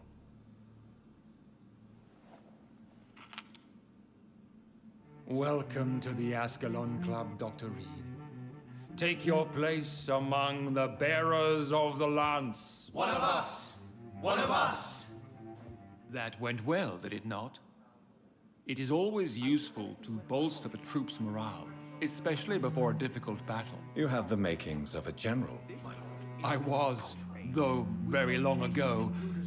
Well, not quite a general, but a proud defender of the crown. So why did you really want to meet me? Straight to the point again, young Ekon. All right, let's talk, you and I, Lance Sparrow. I'm listening, my lord. According to my spies, you have worked with Dr. Edgar Swansea on the epidemic, and your findings were quite alarming. Do you know Edgar Swansea? Not personally, but I've been told he has some sort of immortal fetish and is a good friend of yours. Does it bother you that I consider him my good friend? As long as you reveal nothing of the club's inner workings, why should I forbid you engaging in conversation with the good Dr. Swansea? Yes, I'm convinced the recent invasion of frenzied Scals in London is directly linked to the epidemic. This is not the Spanish flu, but something else. I would be glad to hear more of your discoveries, Dr. Reed, but for now, my main concern is the security of London's inhabitants, both mortal and immortal. What do you mean? Alarmed by the epidemic, the Guard of Priwen has started a war against us British vampires. To appease the situation, we must eradicate the Scals. I have met peaceful and wise Scals. To exterminate them means we are no better than vampire hunters. Scals are hideous, shameful creatures that give all Ekon a bad name. So, what do you want me to do? I want you to investigate the city thoroughly. I have reason to fear there are cases of contagion in this part of town. Our absolute priority is to find and cleanse them. And how would you like me to proceed? By all means necessary, Dr. Reed. You are now a member of the Ascalon Club, and you have carte blanche. Interrogate the locals, follow all the leads you find, and get results.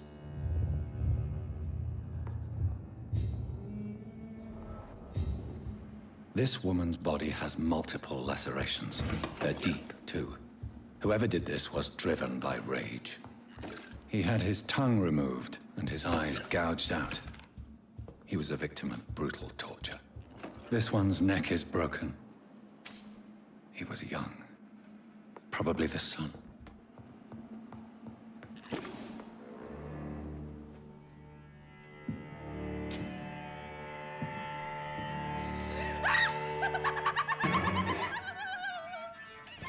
You thought I was dead too, didn't you?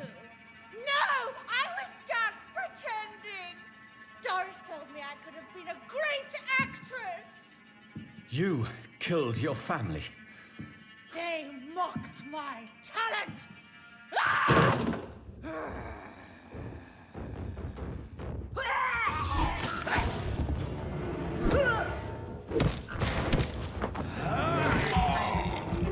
I've never seen such a radical mutation. Could it be a new stage in the disease's evolution? So, this girl took lessons at the famous Doris Fletcher acting school. That building is under quarantine. Could this be what I'm looking for?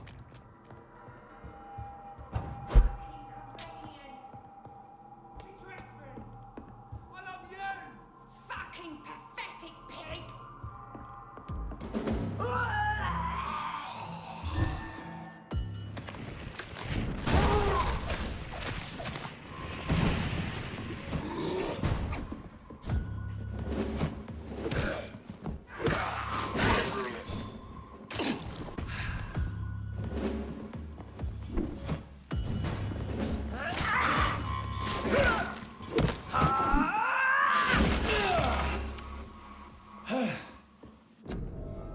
So the husband had an affair with Doris Fletcher.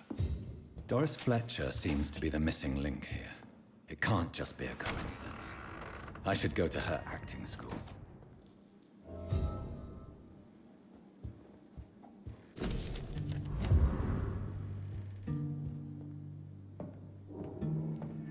Woe to you, nations of hypocrites. For in front of you stands the tall queen. Can that be Doris Fletcher's voice? Where does it come from? For I have been raised through hate.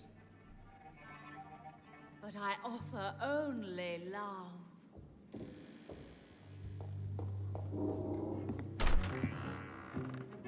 Who are you? You who dared enter my realm. Are you here to worship or mock me? I'm here to put an end to the vampire epidemic, Miss Fletcher. Ah. But Doris Fletcher is no more. She was consumed by this putrid flesh that now enshrouds her. You feel anger for what happened to you. But I can help you. I'm a doctor, Miss Fletcher. Doris Fletcher is no more. All that remains are the dreams of the queen she was, and the queen she'll be. Until then, all shall die, for that was her final wish. Woe, and I summon thee, my children.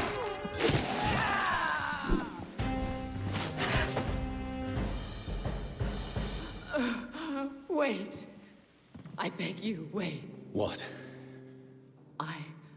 I don't want to die.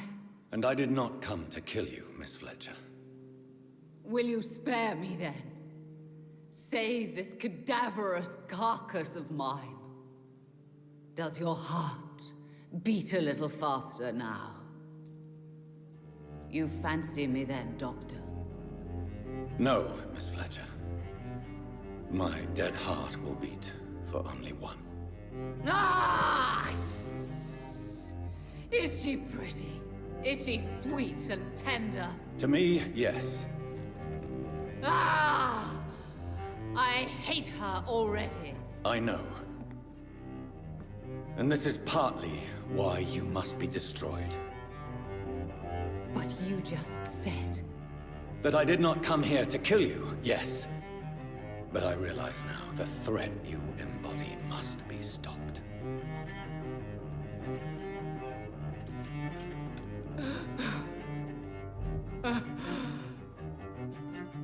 Will I be remembered? Will you? You were Doris Fletcher. The greatest actress of her generation. No one can take that from you. Thank you. And farewell. Ah! Ah! Ah!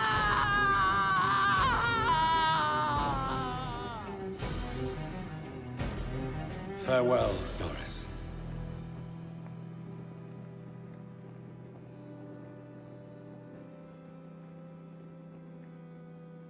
Bravo!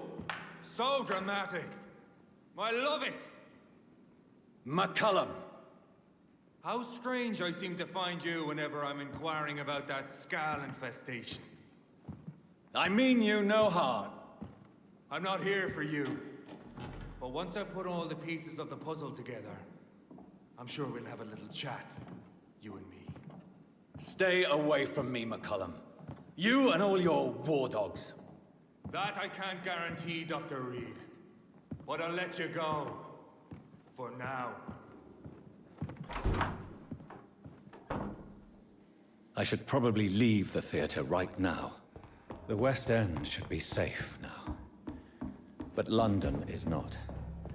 It would be wise to benefit from the Ascalon's protection while I continue my research during the Great Hunt. So Doris just needed to be close to her audience to infect them. Contagion through skin. Very disturbing. Elizabeth, what are you doing here? I've been formally asked to witness your triumph, my dear. After all, isn't it the natural role of a woman to support her man in victory? But it's you who insisted I join the Ascalon. Please forgive my giddiness. I'm just overcome by the thrill of finally being allowed within these hallowed halls. You certainly have an inquisitive mind. It's quite something. Elizabeth Ashbury, only you can make me smile in these difficult times. And the same to you, Jonathan Reed. Now go have your little chat with the chairman. I can see he's practically bursting to hear your report. Welcome back to the Ascalon Club, Lance-Bearer. Please, tell us the good news. Have you put an end to the epidemic? My hypothesis was correct. Doris Fletcher was the source of the contagion in this part of town. She was probably the first to be infected. And you cleansed her before the hunters, I've been told. Well done, Dr. Reed. You thrust your lance and pierced the very heart of the corruption. I'm just a doctor. The important thing is, we won a major battle for the survival of London. For that, we salute you. Thank you, my lord. Now, I have another task for you. One of the utmost importance. Perhaps even more so than the previous. I'm listening. It's time for you to perform a most sacred duty for the club. I want you to recruit a new vampire. Recruit a new vampire? Are you sending me on some sort of diplomatic mission? Not exactly. I want you to make Aloysius Dawson the Ekon he deserves to be. As you wish, my lord. Good. Now go. How would you like me to proceed? Aloysius is waiting for you at the Dawson estate. Once the deed is done, I'll join you there to celebrate this momentous occasion. Your word is my command.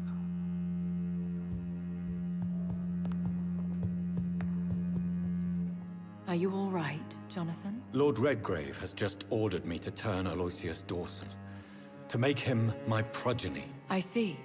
And how do you feel about this? I won't do it.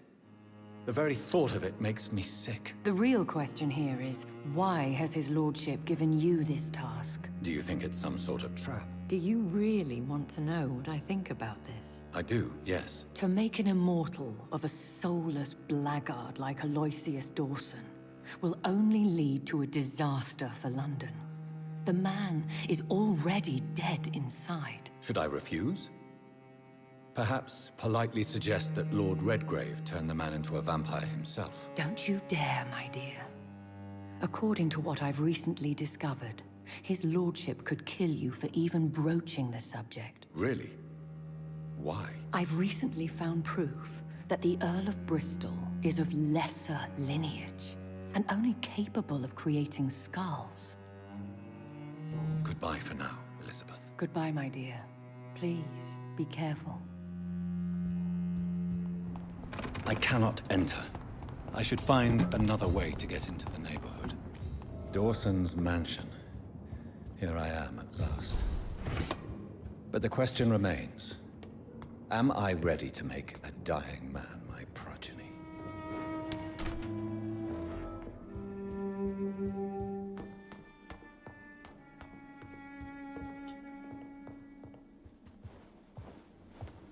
Finally, you're here, Dr. Reed.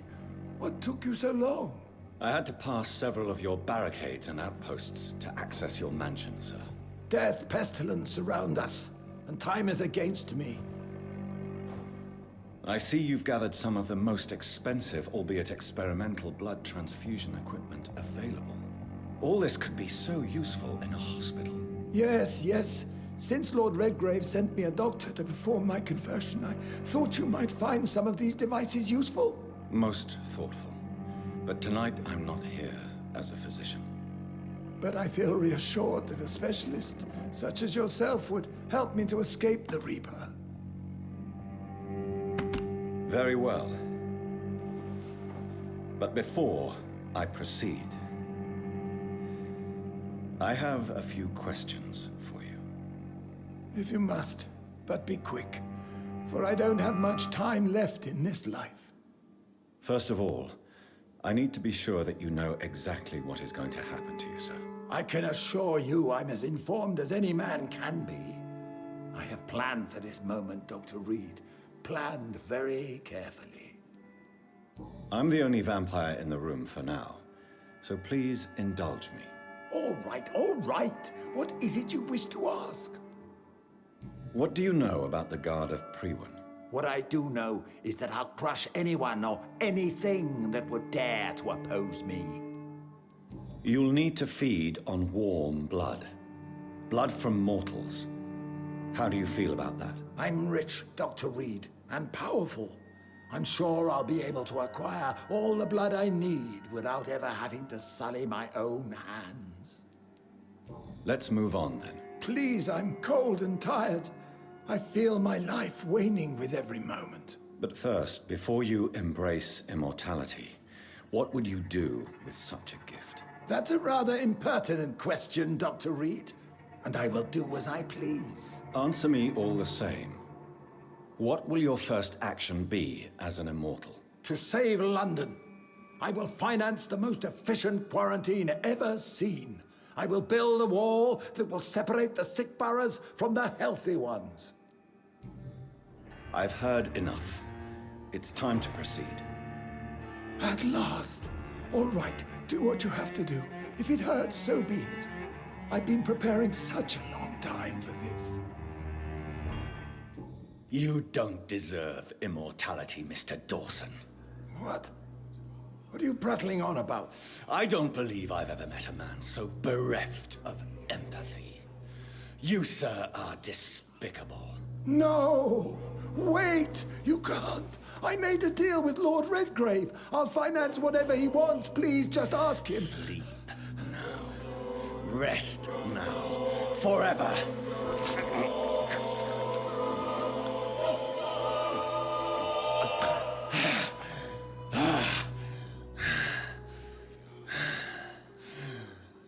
I would have lived forever.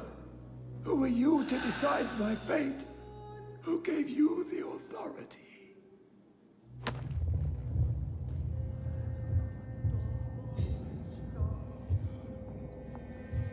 Is it done, Dr. Reed?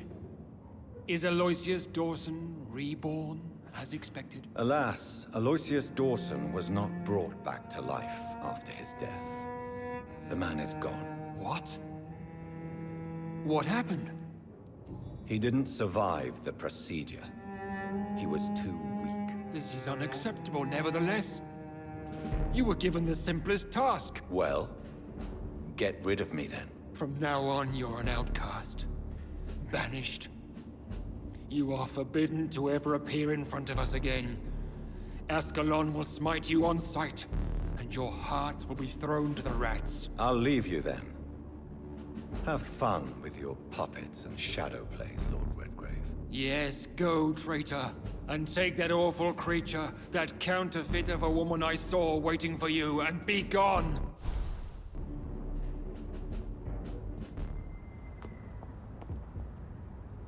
We meet again at the strangest of times, young Ekon. So do you serve the Earl of Bristol now? Old Bridget. What are you doing here? Your friend, the wise Ekon. She sent me to warn you. Lady Ashbury. You know her? Tell me what's going on. The lady approached me but a few nights ago, wanting to meet the Sewer Skulls. Once she questioned Harriet Jones. She agreed to help us. Harriet Jones is still with you then? How is she doing? Harriet remains angry, but is recovering slowly. Her mind is twisted, but at least her body is healing. Tell me what is going on. The lady asked us to keep an eye on your mortal doctor friend while you were away. We spotted the hunters. They were discussing plans to attack tonight. No time to lose then. I must go there right away. I shall return to my den. Have you a message for the lady? Should I see her before you? Tell her we need to talk. In the end, is this not what we all need? Go now and take care, young Ekon, for the flames are rising.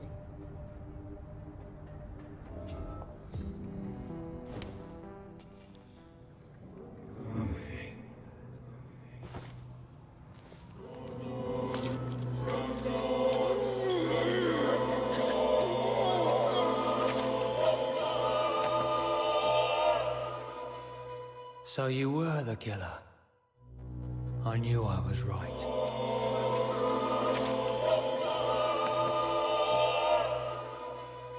So in the end, was it you we were waiting for? Death was our destination. Poor me. Oh no, poor me. I'm dying. For real. No one will cry for me now.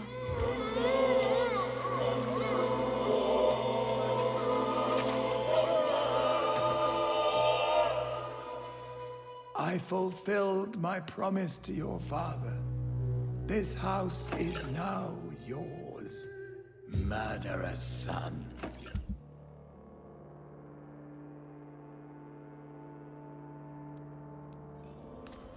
What is this truck? Are the vampire hunters here already? Those bastards! What have they done to Edgar? Looks like he's wounded. I better follow the blood.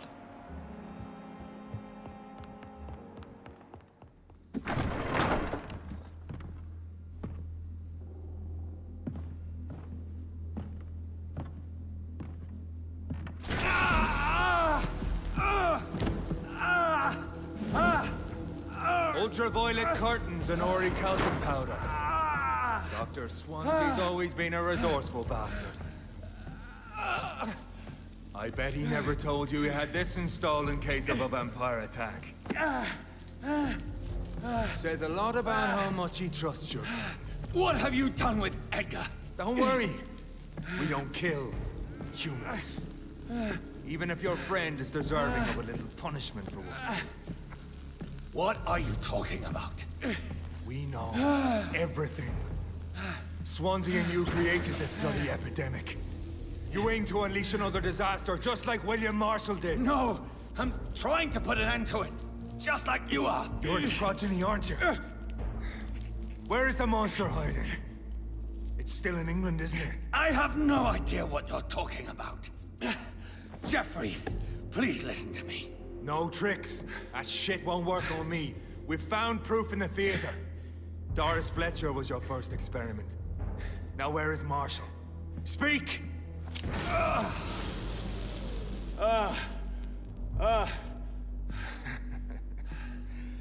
So much for modern technology. Time for the tried and true. Do you know what this is, Beast? This is a drop of King Arthur's blood. The blood of a true defender of Britain. Stronger than your evil powers.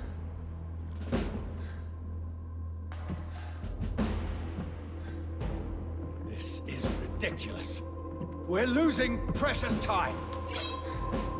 True enough. Soon I'll bring your head before your coward of a father. Come on, Reed. Try something else.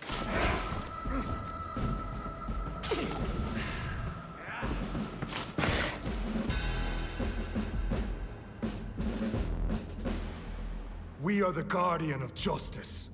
Priwen shall prevail. You can't accept the fact we're not enemies, can you? We always have been, and we always will be. Of all the evils that threaten mankind, your kind are the worst. Perhaps you're right. Maybe I am a monster that deserves no mercy. But that's not all I am. You're nothing but a corpse animated by evil, Doctor. Don't try and fool yourself. There is no way you'll ever let me be, McCullum. You'll always hunt me down, won't you? There is no escape, Leech. Kill me now. For there is no way you can sway me to your ideals.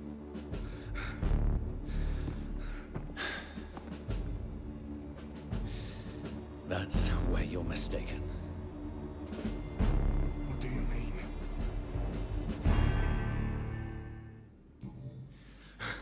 I'll make you a vampire. I'll make you one of us. No! Kill me! Prepare yourself, Hunter. You're about to be hunted, just like me. No! No! When I kissed my poor mother goodbye, I had no idea what I was doing. But now I do. Consider this my kiss of Judas.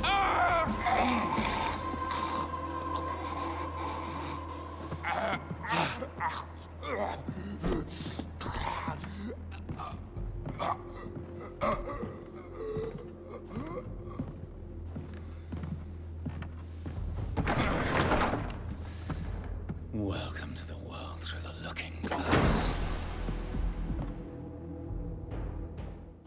So Priwen never left Doris's theater after they invaded. They must be holding Edgar here in their new headquarters.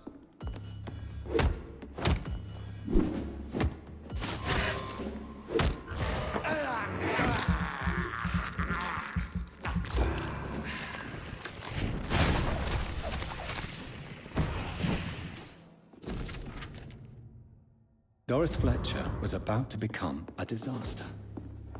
I'm getting close to having all the evidence. Blood of a pure heart, garlic, blood of a king. I don't understand. Perhaps this is what McCullum drank. I had better keep that in mind. Edgar. Edgar, can you hear me? Jonathan, is it really you? Easy. Easy. Save your strength. I'm getting you out of here.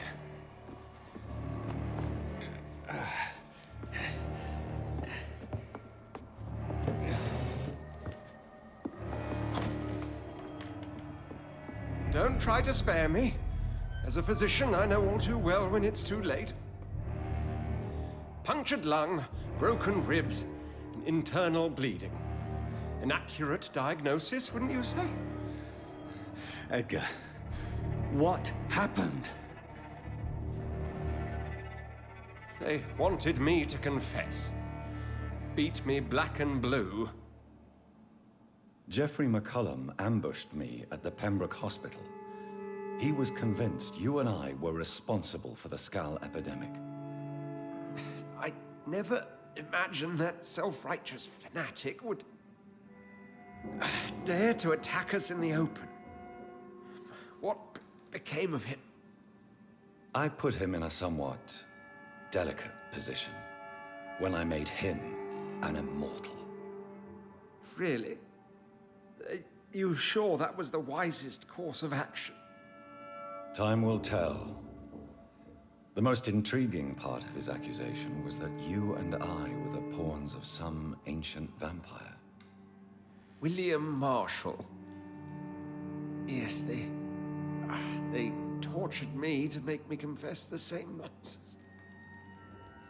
I think you're hiding something, Edgar. What do you mean?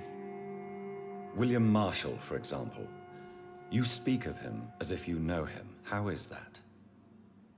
Jonathan, I cannot say I'm ready for another round of questions. While investigating the epidemic, I read some of McCullum's findings. I think you have some explaining to do. I have nothing to hide, Jonathan. Nothing at all. Do you remember when we suspected Sean Hampton of killing Harriet Jones? Yes. The terrible episode that came as a shock to us all. Harriet Jones faked her own death. When I found her in the sewers, she confessed she wanted everybody to pay for what happened to her. That woman was extremely bitter, full of hatred and festering anger.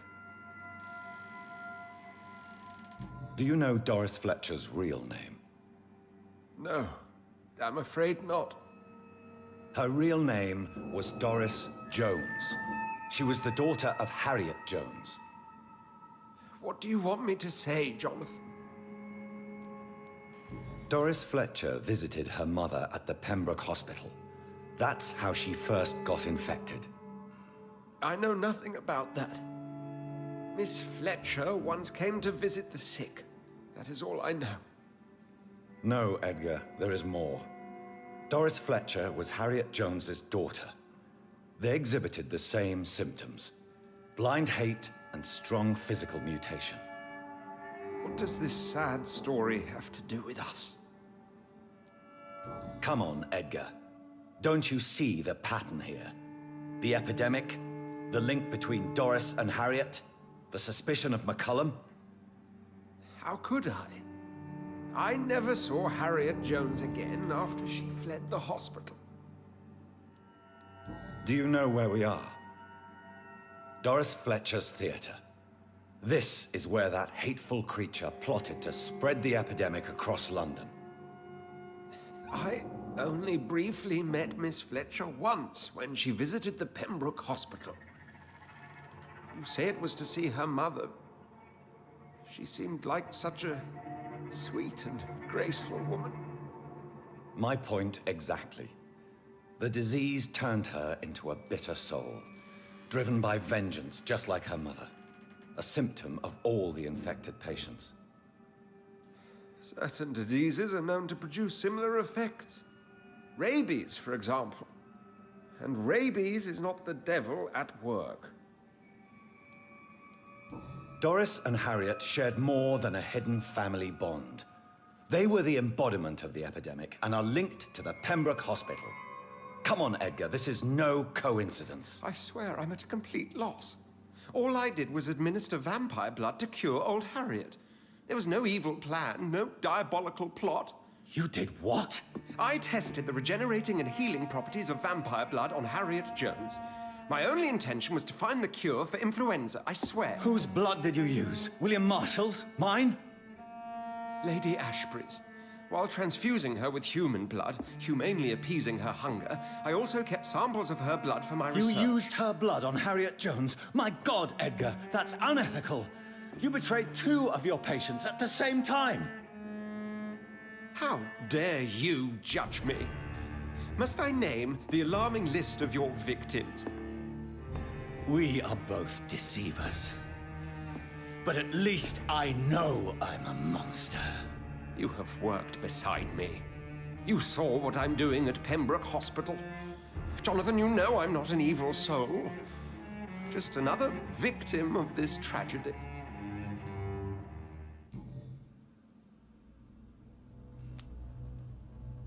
Yes, your death is imminent, Dr. Swansea. But I swear, it will be quick. I already told you to call me Edgar. Am I no longer your friend? I believe you never have been, sir.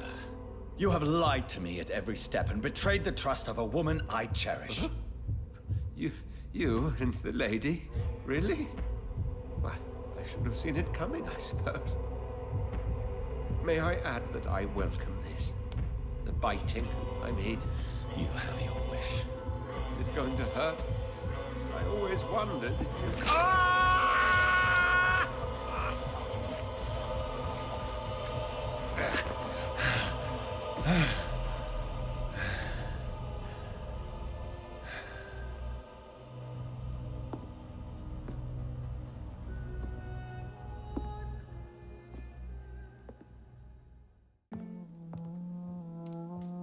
What good fortune brings you back to me, Jonathan?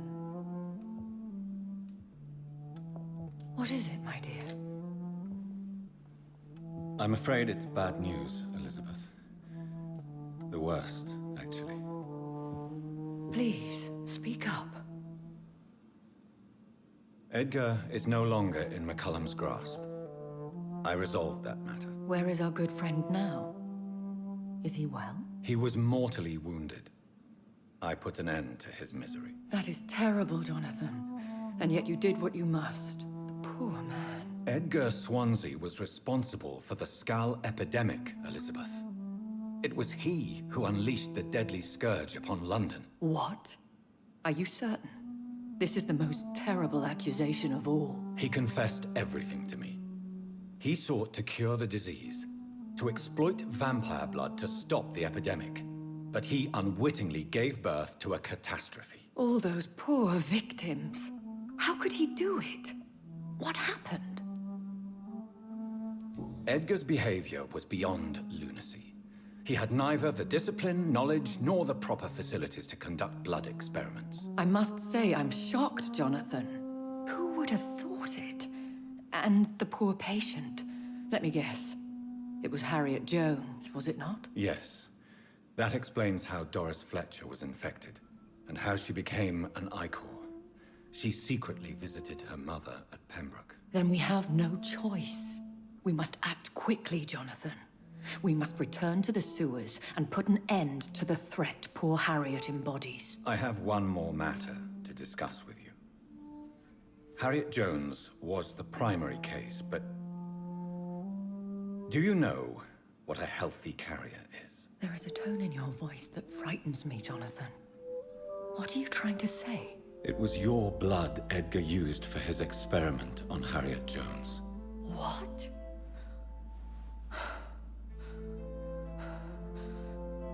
No. No. This can't be. Oh. Elizabeth.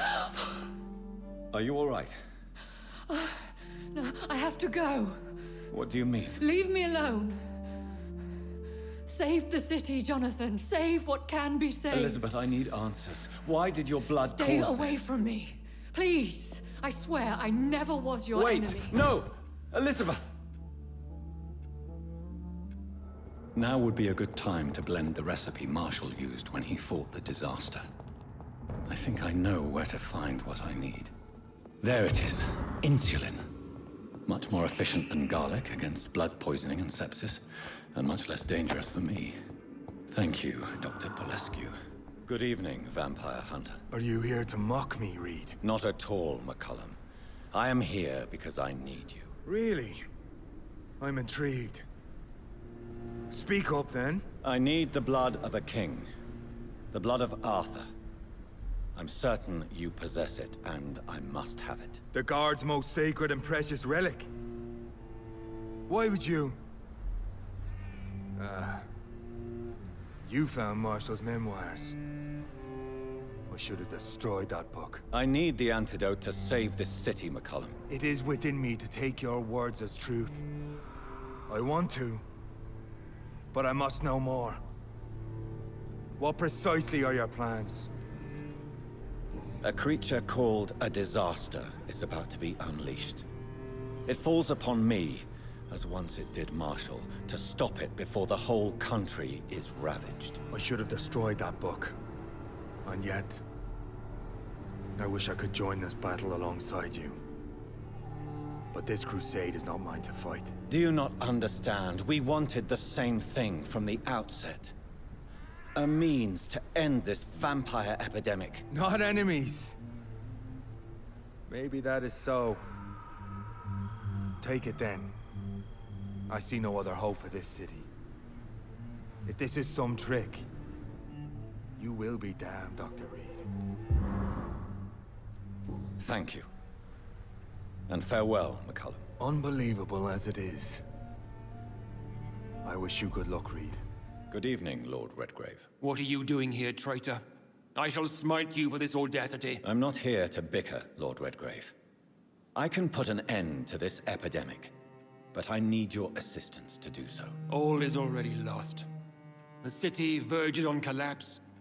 The epidemic has spread so widely. Disgusting scals are everywhere. The epidemic could be stemmed if I destroy the original carrier. England can be saved, but only with Marshall's blood. The blood of William Marshall? Of my maker? Are you mad? This blood is the purest of all.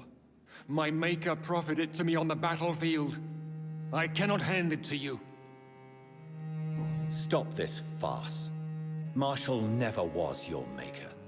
I have no idea how you acquired his blood, but I need it now. I see. Well, in that case, given the gravity of the situation, I suppose I can spare you a drop. Thank you, my lord. If you manage to save this city, you'll prove yourself a veritable servant of the crown. So Godspeed, Dr. Reed. Our fate lies wholly in your hands. The blend seems stable. Time to go and find Harriet in the sewers. This place has been ransacked. They've all been slaughtered. Pre-one? No, not their style.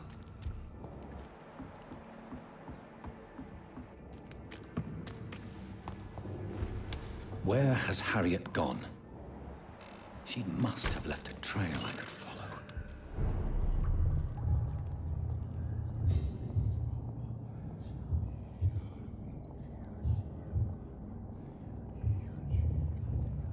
Take not a step further, child, for you are unprepared. You, at last. I wondered when you would show your face again. Step away. We have nothing to discuss. Desist, child.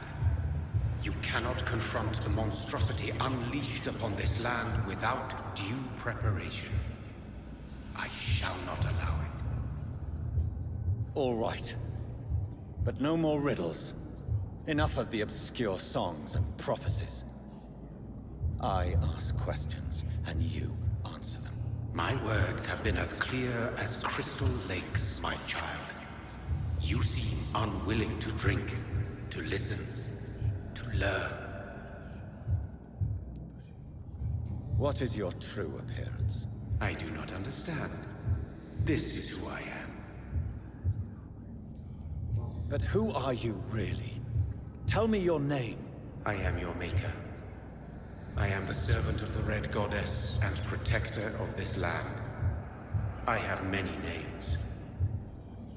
Just give me one, then. There are those who call me Myrddin Wild, the Wild Horned Man. But I never was a man. I was born out of blood. Blood? You are made of blood. Surely you are joking. Why would I? And no, I'm not made of blood. I am blood. Blood is what I am since my birth and for eternity. Why did you choose me? Only you could provide a modern, scientific answer to this ancient, mystical threat. Speak to me of this ancient threat. The blood of hate. Vessel of the wrath of the goddess. When she awakens, a disaster will be born into this world, for she is hunger and anger. What kind of modern answer? Disease, contagion, and contamination. How they course through veins is your dominion, my child. Your choices have made you. Only you can save this land. I'm here to stop Harriet Jones. She is the original carrier. The well from which this corruption flows. I have heard you, but be wary. Harriet Jones's mind is no more. She has metamorphosed into an apocalypse. Born from, drenched in, and driven by the blood of hate. Tell me about this disaster, creature. I know London fell victim to such a thing in 1666. A disaster is pure anger born through blood. Its name means bad star, for they only appear when our queen unleashes her unquenchable wrath upon the world. And who is this queen? She is the Red Goddess, the Queen of Blood. In my youth, 100 lifetimes ago, she was worshipped as the Morrigan. She is my mother. She is yours, too. The Morrigan? The Celtic goddess of war? Is this a ruse of some kind? She has been worshipped in many forms throughout the ages. The true nature of the Red Queen is beyond your comprehension, eluding even mine. But know this. She is a vengeful mother. So the disaster is some sort of accident. A disease vampires carry dormant in their blood, waiting to emerge. That's your modern answer. But a disaster is at the same time both less and more. Tell me what it is then, in your own words. A disaster is the pure will of our queen.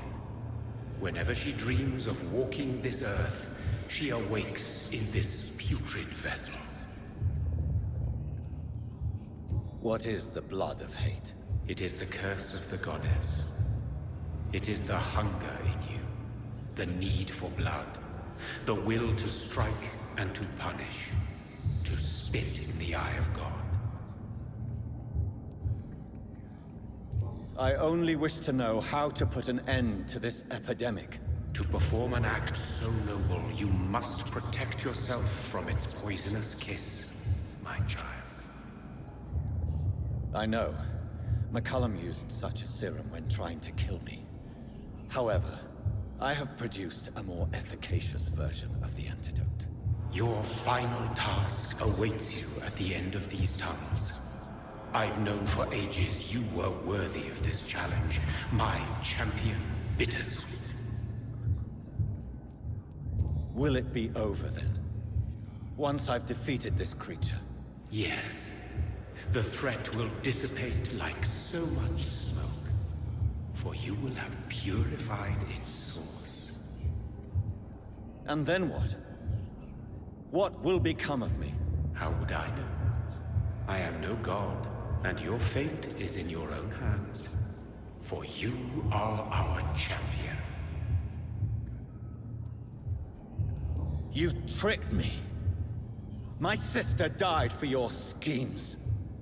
I have brought suffering and tragedy into this world. I am not, nor will I ever be your champion. Very soon you'll come to know that sacrifice is sometimes necessary. I understand the grudge a child bears towards his father and mother. Be brave, my child.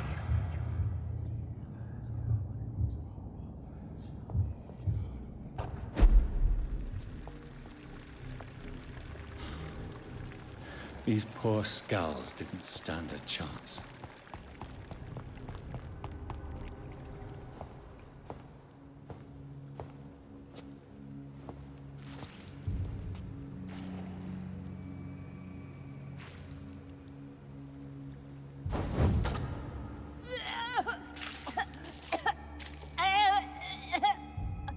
Oh, I'm sick.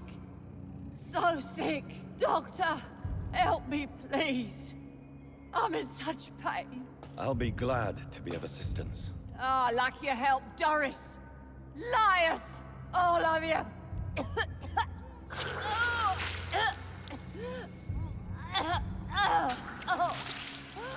My poor baby. I've been such a bad mother. But the Queen herself forgave me. Gave me another chance. Harriet, you must stop all of this. I can't let you infect anyone else. How dare you interfere with the Red Queen's plans, Doctor? How can you stop the course of nature?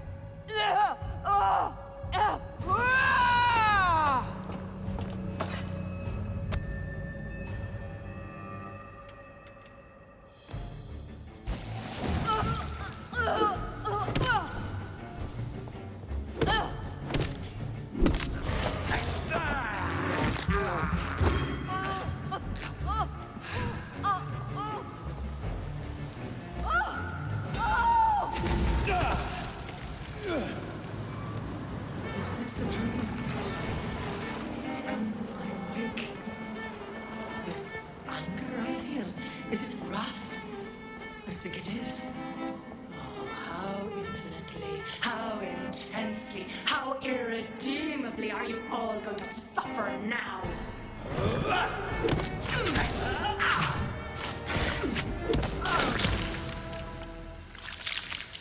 Do you think your champion defeated me, my child? No one could ever defeat you, mother of us all, for you are our every root and leaf. You've always been my most amusing son. Then go back to sleep, my queen, and smile at us from your dreams. Did they feel my wrath? Have they suffered enough? More than ever, mother of us all. Until the next time. Until the next time.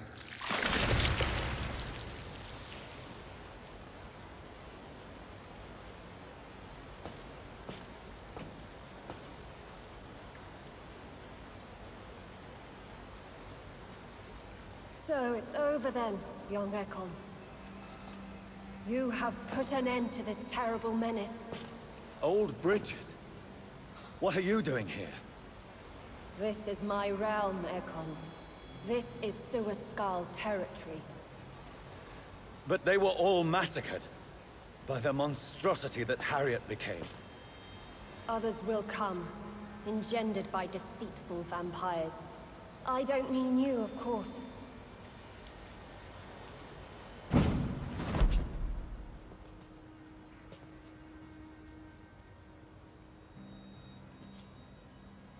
I thought you'd been slaughtered, with all the other Suascars. I was up above, in search of help when Harriet suddenly turned into that thing. I have no idea what it was. It's over. I have avenged my poor Mary. Yes, you prevailed in the end. I hope you'll forgive me for the way I treated you when first you presented yourself at our gate. No need to apologize, really. Perhaps there will be no stories told or songs sung of what happened here today. But I'll know the truth. Jonathan Reed, newborn vampire, stepped forward and saved us all. I'm honored to be part of this city's legend. Thank you, old Bridget. May I ask you just one question? How could I refuse you anything now? I'll answer just as I answered Lady Ashbury when we met a few nights ago. Who are you? Really? I was born with the name Bridget Eleanor Wellington. In 1738, my beloved and immortal husband decided to preserve my beauty and youth forever by making me drink his blood. You were Lord Redgrave's wife. Then the pompous fool rejected you, did he not? It was about 200 years ago. Peace found me in time. And I sincerely hope it will find you too, now that all is over. No, it's not over. I may have ended the vampire epidemic, but I still need answers from the woman I love. I feared you would say that. Go then, young Ekon, and face your fate. Just remember that I'll always be here for you.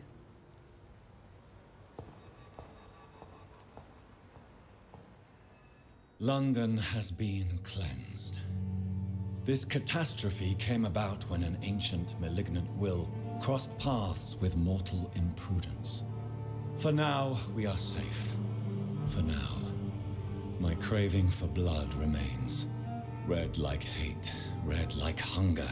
Red as life and death, passing from one immortal to another. From predator to victim. Patiently biding its time to rise again.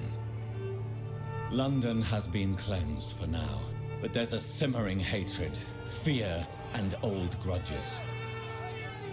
When will we succumb, mortals and immortals alike? The next disaster is only a matter of time. My only hope now is to catch the woman I love, to understand why she fled, and unmask the secret that has been lurking in her blood for so long.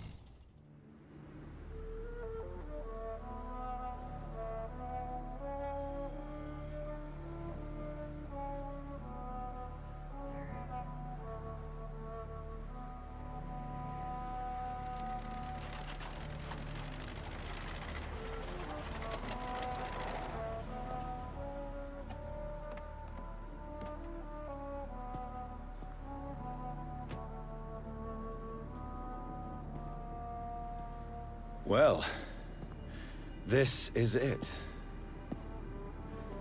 Lady Ashbury's domain. Why am I not surprised it's not on any maps? I'd better hurry.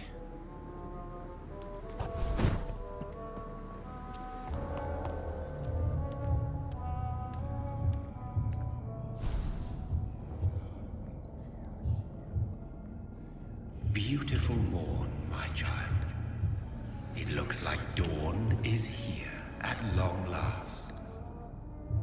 Can't you just leave me alone? Your precious queen has been sent back to the bottomless pit from whence she came. The nightmare is almost over. I am here to say goodbye. The sun's warmth exhausts me. Soon I will rejoin my queen in her endless sleep. It is over. You did well. This is not over. I am here to find the true origin of the blood of hate. 'Tis unwise to interfere with a tale rooted so deeply in the suffering of others. What will become of the Brotherhood? The Brotherhood is as wise as it is ancient. You have nothing to fear from it. I am not afraid. Do you truly think they are merely scholars poring over dusty books? The stole of St. Paul wielded faith sufficient to cast a dragon into the abyss. That is just a legend. Am I not a legend? Are you not about to become one yourself? What will happen to Ascalon? Will you let them run the country from the shadows? I don't interfere with petty political intrigues. Ascalon was built upon the lie of a lineage. Such a deceit cannot last forever. But Lord Redgrave definitely possessed Marshall's blood. Untainted blood from the greatest vampire knight. Really? I wonder how he managed to acquire it. Perhaps I should retrieve this artifact before going back to sleep. What will become of the vampire hunters? In their leader, you now have a spy behind enemy lines. By guiding your progeny, you may yet protect your immortal friends for some time to come. If you dare. No. I must know why Elizabeth fled here when I discovered she was the original healthy carrier. No, she is not what you say she is. That is a secret you will discover soon enough. And you? Why are you here? Which new thread of which old twisted plan are you seeking to pull now? Tell me the truth. I am just here to salute my sons, and to bid them fare thee well. Your sons? Plural? My God, will you ever stop speaking in riddles? Perhaps I am too old for your spoken language. Perhaps you now have so many subtle words you no longer hear the simplest ones. Who are your sons? Why do you bid them farewell now? You are my son, as is William Marshall. This is madness. How many have you created? Who else? Shakespeare? Isaac Newton? Alfred the Great? Francis Drake? Thomas More? Guy Fawkes? My progeny is scarce, for I rarely feel the urge to protect this land anymore. But yes, one of those you named is your immortal brother. Maybe you shall meet one night. Speak clearly then, and answer my last question. What is it? Did I defeat the epidemic? Now you've found the castle, Jonathan Reed. Only you can answer that. Farewell, my child. I shall dream about you soon.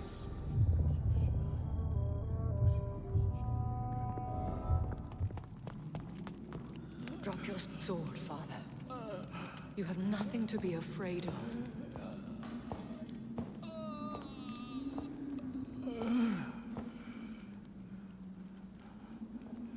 Shall we abandon this then? Shall we lower our heads? No. Never. You taught me that. Blood is approaching. Old but young. How strange. Shall I drink it? Smite it? No, Father. He is a friend. Please, rest. I'll take care of it. Caution, Elizabeth. Deceit runs through these veins. I know, Father. What took you so long, Jonathan?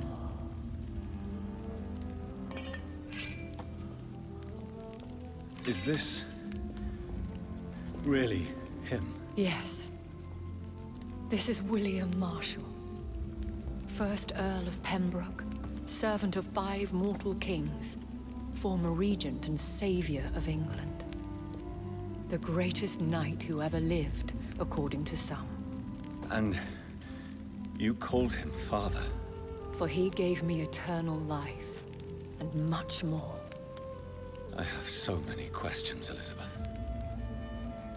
You always had questions, Dr. Reed. Now that I stand before you both, in this vault, I know not where to begin. We still have a few minutes left. I have destroyed the disaster, this creature that Harriet Jones had become. The epidemic is no more, and London will recover. In time. No. London is doomed. The East End, Whitechapel, the West End. So many districts gone. And soon the whole country will follow. This city has been rotten to the core for so long. If it wasn't this plague, it would have been wiped out by another catastrophe. I cannot bear knowing I was the cause of all this. Through the use of my own blood. No. This catastrophe was the result of unethical experimentation. And the will of a creature so inexplicably evil, she exceeds all the terrible wonders I have seen since my death. But it was my blood all along. My corrupted blood of hate. The poisoned blood of my father. A healthy carrier. That's all I am. William Marshall infected you. He is the true, original carrier. Yes. But he saved me by sacrificing himself. Saved you? How? The tears of angels. The cleansing of impure blood by an older, more powerful blood. It worked on me, did it not? Yes. Blood is the definitive key to our species. Scowls, cleansing, lineage. Do you really think it worked? It has, Jonathan. I was nothing but a beast who took pleasure in slaughter. I roamed across Europe, reaping my bloody crop. It was the blood of hate. But my father's antidote cured me. What about us? What do you mean? You know my feelings towards you, Elizabeth. But you left without a word. So I'm worried about your feelings towards me. I love you, Jonathan. I've loved you since the moment I saw you rescue poor Mr. Hampton in that filthy slaughterhouse. Forgetting the danger as you turned your back, like the newborn fool you were. You should have told me. No, Jonathan. The William Marshall myth lies at the heart of so many hostile plans. I could not risk jeopardizing his safety. So why did you come here? You knew I would follow you. I can't let you go. Because I know now the blood of hate is still in my veins. No one but I can put an end to this tragedy. I can help you. You can trust me, Elizabeth. Do you remember Dorothy Crane? Aloysius Dawson? I love you, Jonathan Reed, I really do. But you cannot be trusted. Would your protege agree to speak with me? I have so many questions for him. Go on, Jonathan. But be careful.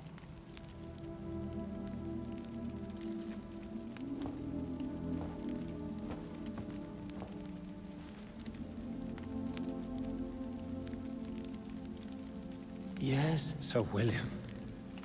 My God. You really are William Marshall.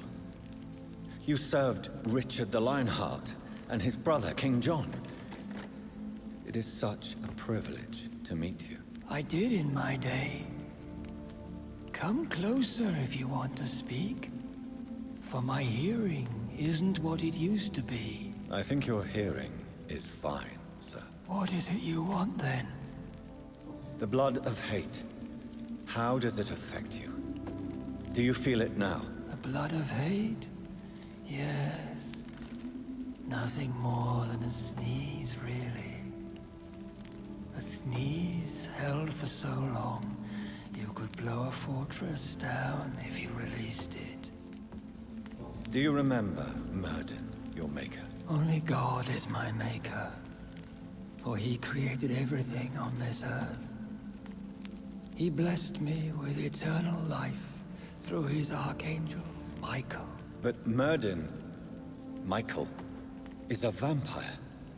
He made you a blood-sucking creature of the night. Blood, yes. I used to drink it from the throats of the unworthy. Then I was punished for my deceit. During my penance, I rely entirely upon my sweet Elizabeth. We could set you free. Let you out. Isn't that what you want? I pray for the day I'll see the sky again. I have all but forgotten its colors.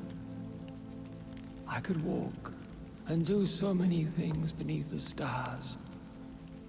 But I doubt it will be wise to release me. Then will you stay here and repent? Elizabeth told me it will not be long now. I cannot wait to feel the sweet caress of her hand on my cheek after so long, as she releases me.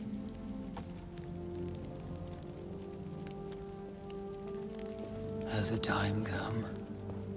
Yes, Father. Why not unleash me then? To see the sky a final time.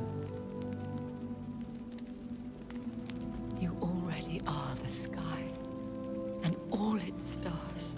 I'm not defeated, for I welcome the sword you bear, for it is mine. You were never defeated, my lord.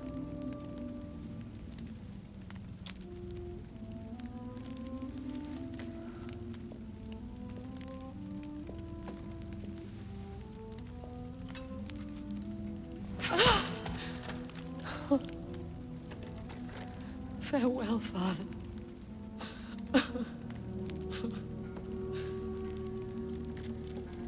And to you also, Jonathan. What do you mean? I can't stand what I've become. This healthy carrier, as you put it. The flames will purify the poison that runs in my veins. No! I won't allow this to happen. I am death, Jonathan. Wherever I go, I can't stand it. Who cares? We are vampires. We are death. No, Jonathan. I won't bring another disaster into this world. I can't lose you, Elizabeth. Even if it means putting the whole world at risk. How can you say such an awful thing?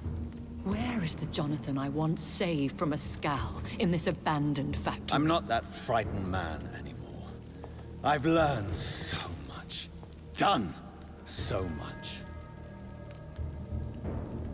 I see. So there is nothing worth living for in this world anymore.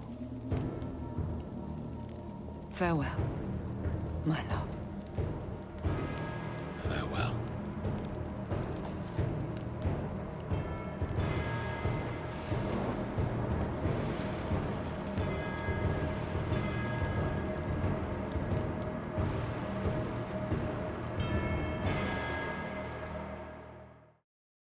One prayer for the summoned, called by this song.